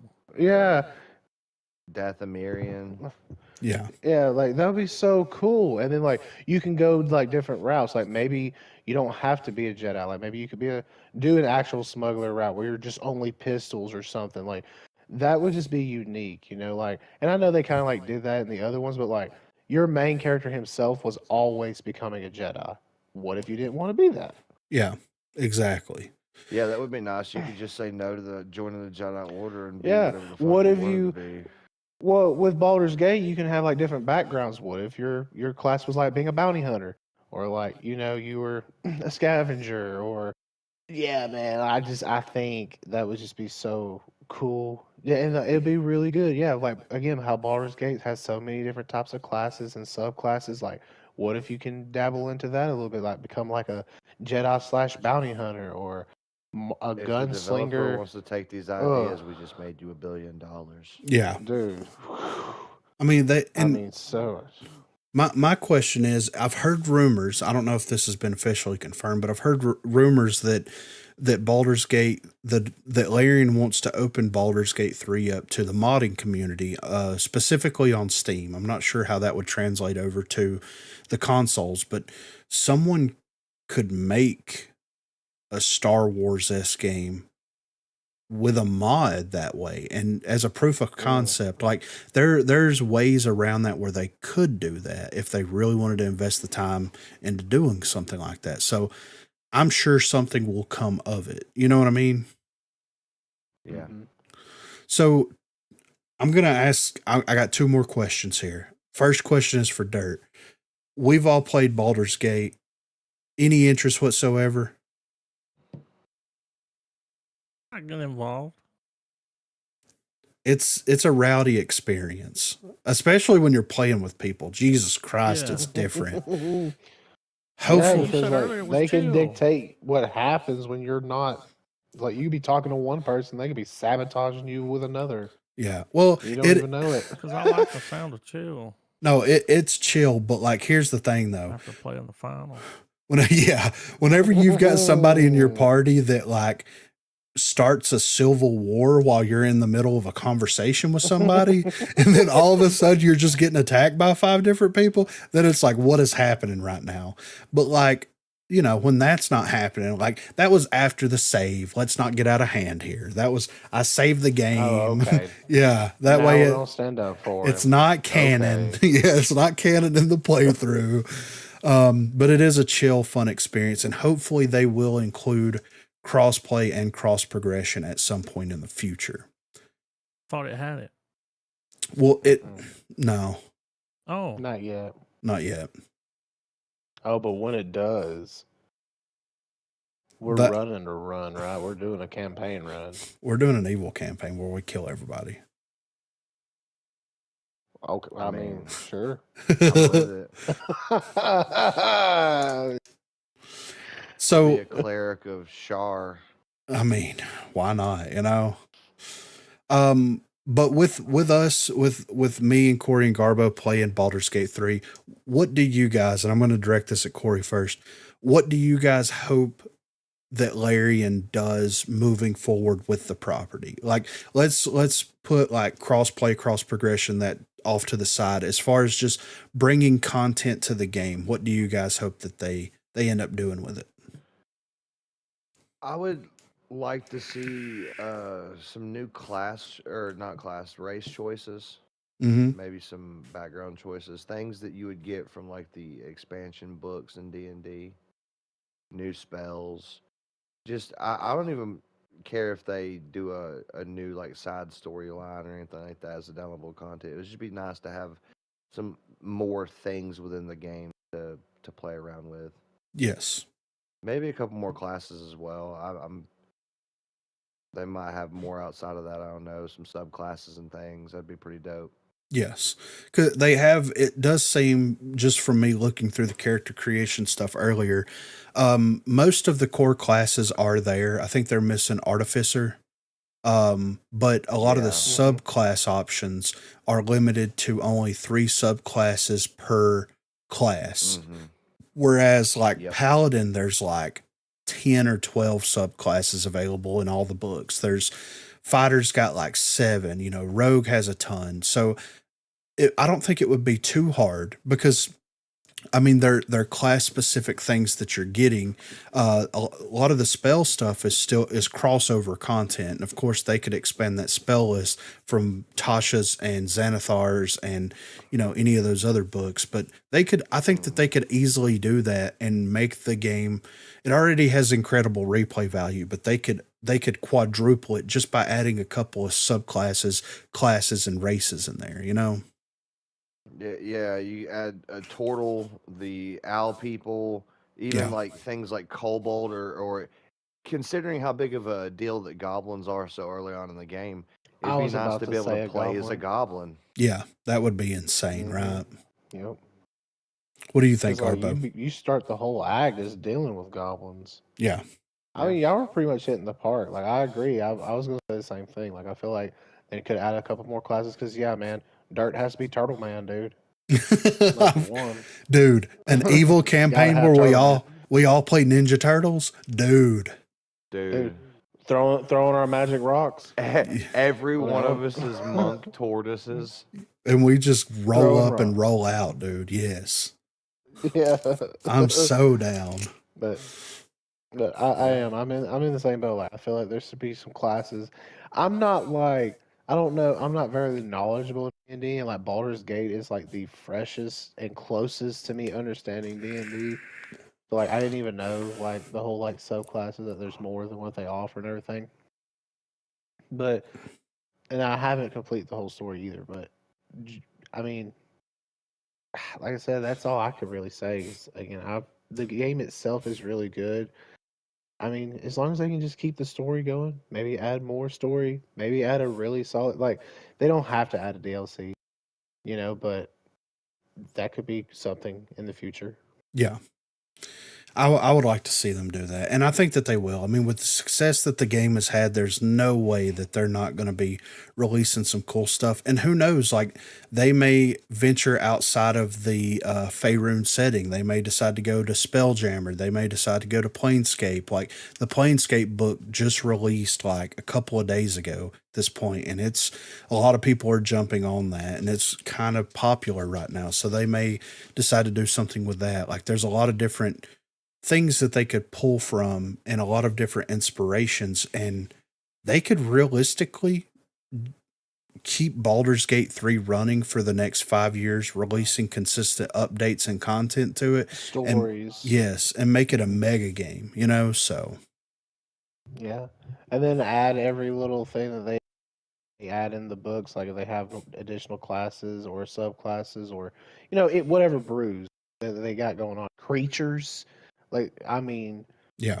bosses. I mean, there's just so much that they could just do off of that. I mean, they got a lot of potential. Yes. And just the game expansion alone, like they only went one story. They didn't even like branch out in the multiples of stories. Right. And I haven't played through it yet either, but at the beginning of the game you go into hell, right? Does that come back up Right, again? No. I mean, that's what I'm saying. I mean, You go back to the hell of Zariel's not going to be happy. Yeah, like there's you don't there. I mean, there's a moment where you do go back to the hells, but it's just like one house in the hells. right. Raphael's house is one of the demons you meet. So I mean, they could do so much with it, and I'm excited for the future, and I'm happy that this game released and it got the kind of reception that it did, because not only is it turning people on to like the way that a lot of Western RPGs were created in the 90s and early 2000s, but it's also turning people on to the idea of actually playing a tabletop role-playing game, which is an incredible experience if you haven't done it. So it's good all the way around, Mm-hmm. When the tide rises, it brings all ships up, right? So, but that's everything that I have for this episode of Foreplay. If you guys want to reach out to us, you can hit us up on Twitter at ForePlayPods. You can shoot us an email, foreplaypods@gmail.com, or you can join the Discord. There is a section called what is it called? Foreplay hookup. Okay. In the Foreplay hookup, we're not actually hooking up in there. You're hooking us up with content that you want to see us cover on the Foreplay podcast. Keep that in mind. Any illicit things happening in the Foreplay hookup will be deleted promptly. So please don't actually try to hook up with people in the Foreplay hookup. But for this episode, I'm here with Co Reed. I'm here with Dirt Lord. I'm here with Garbo. And I'm here with Griffin. And thank you guys so much for listening. Thank you guys so much for watching, and keep playing games, guys. Have a good one. Can't live with him. Can't live without him. I knew it New was kid coming. back on the block with a rip. All right, I'm Knew it was coming. gonna end the stream. Thanks everybody for coming and hanging out with us. Next episode will be members. It'll be a members only stream, but everybody that came by, Gecko, Tally, Kyle, Exiled, Samuel, Tavelli, Jenny, the whole list. Garbo was in the chat at some point. Thanks for coming and hanging out with us, but we will catch you guys tomorrow. I'll be playing Baldur's Gate 3 tomorrow, guys. Have a good one. I'll holler at you guys later. See ya. Peace. Lottie.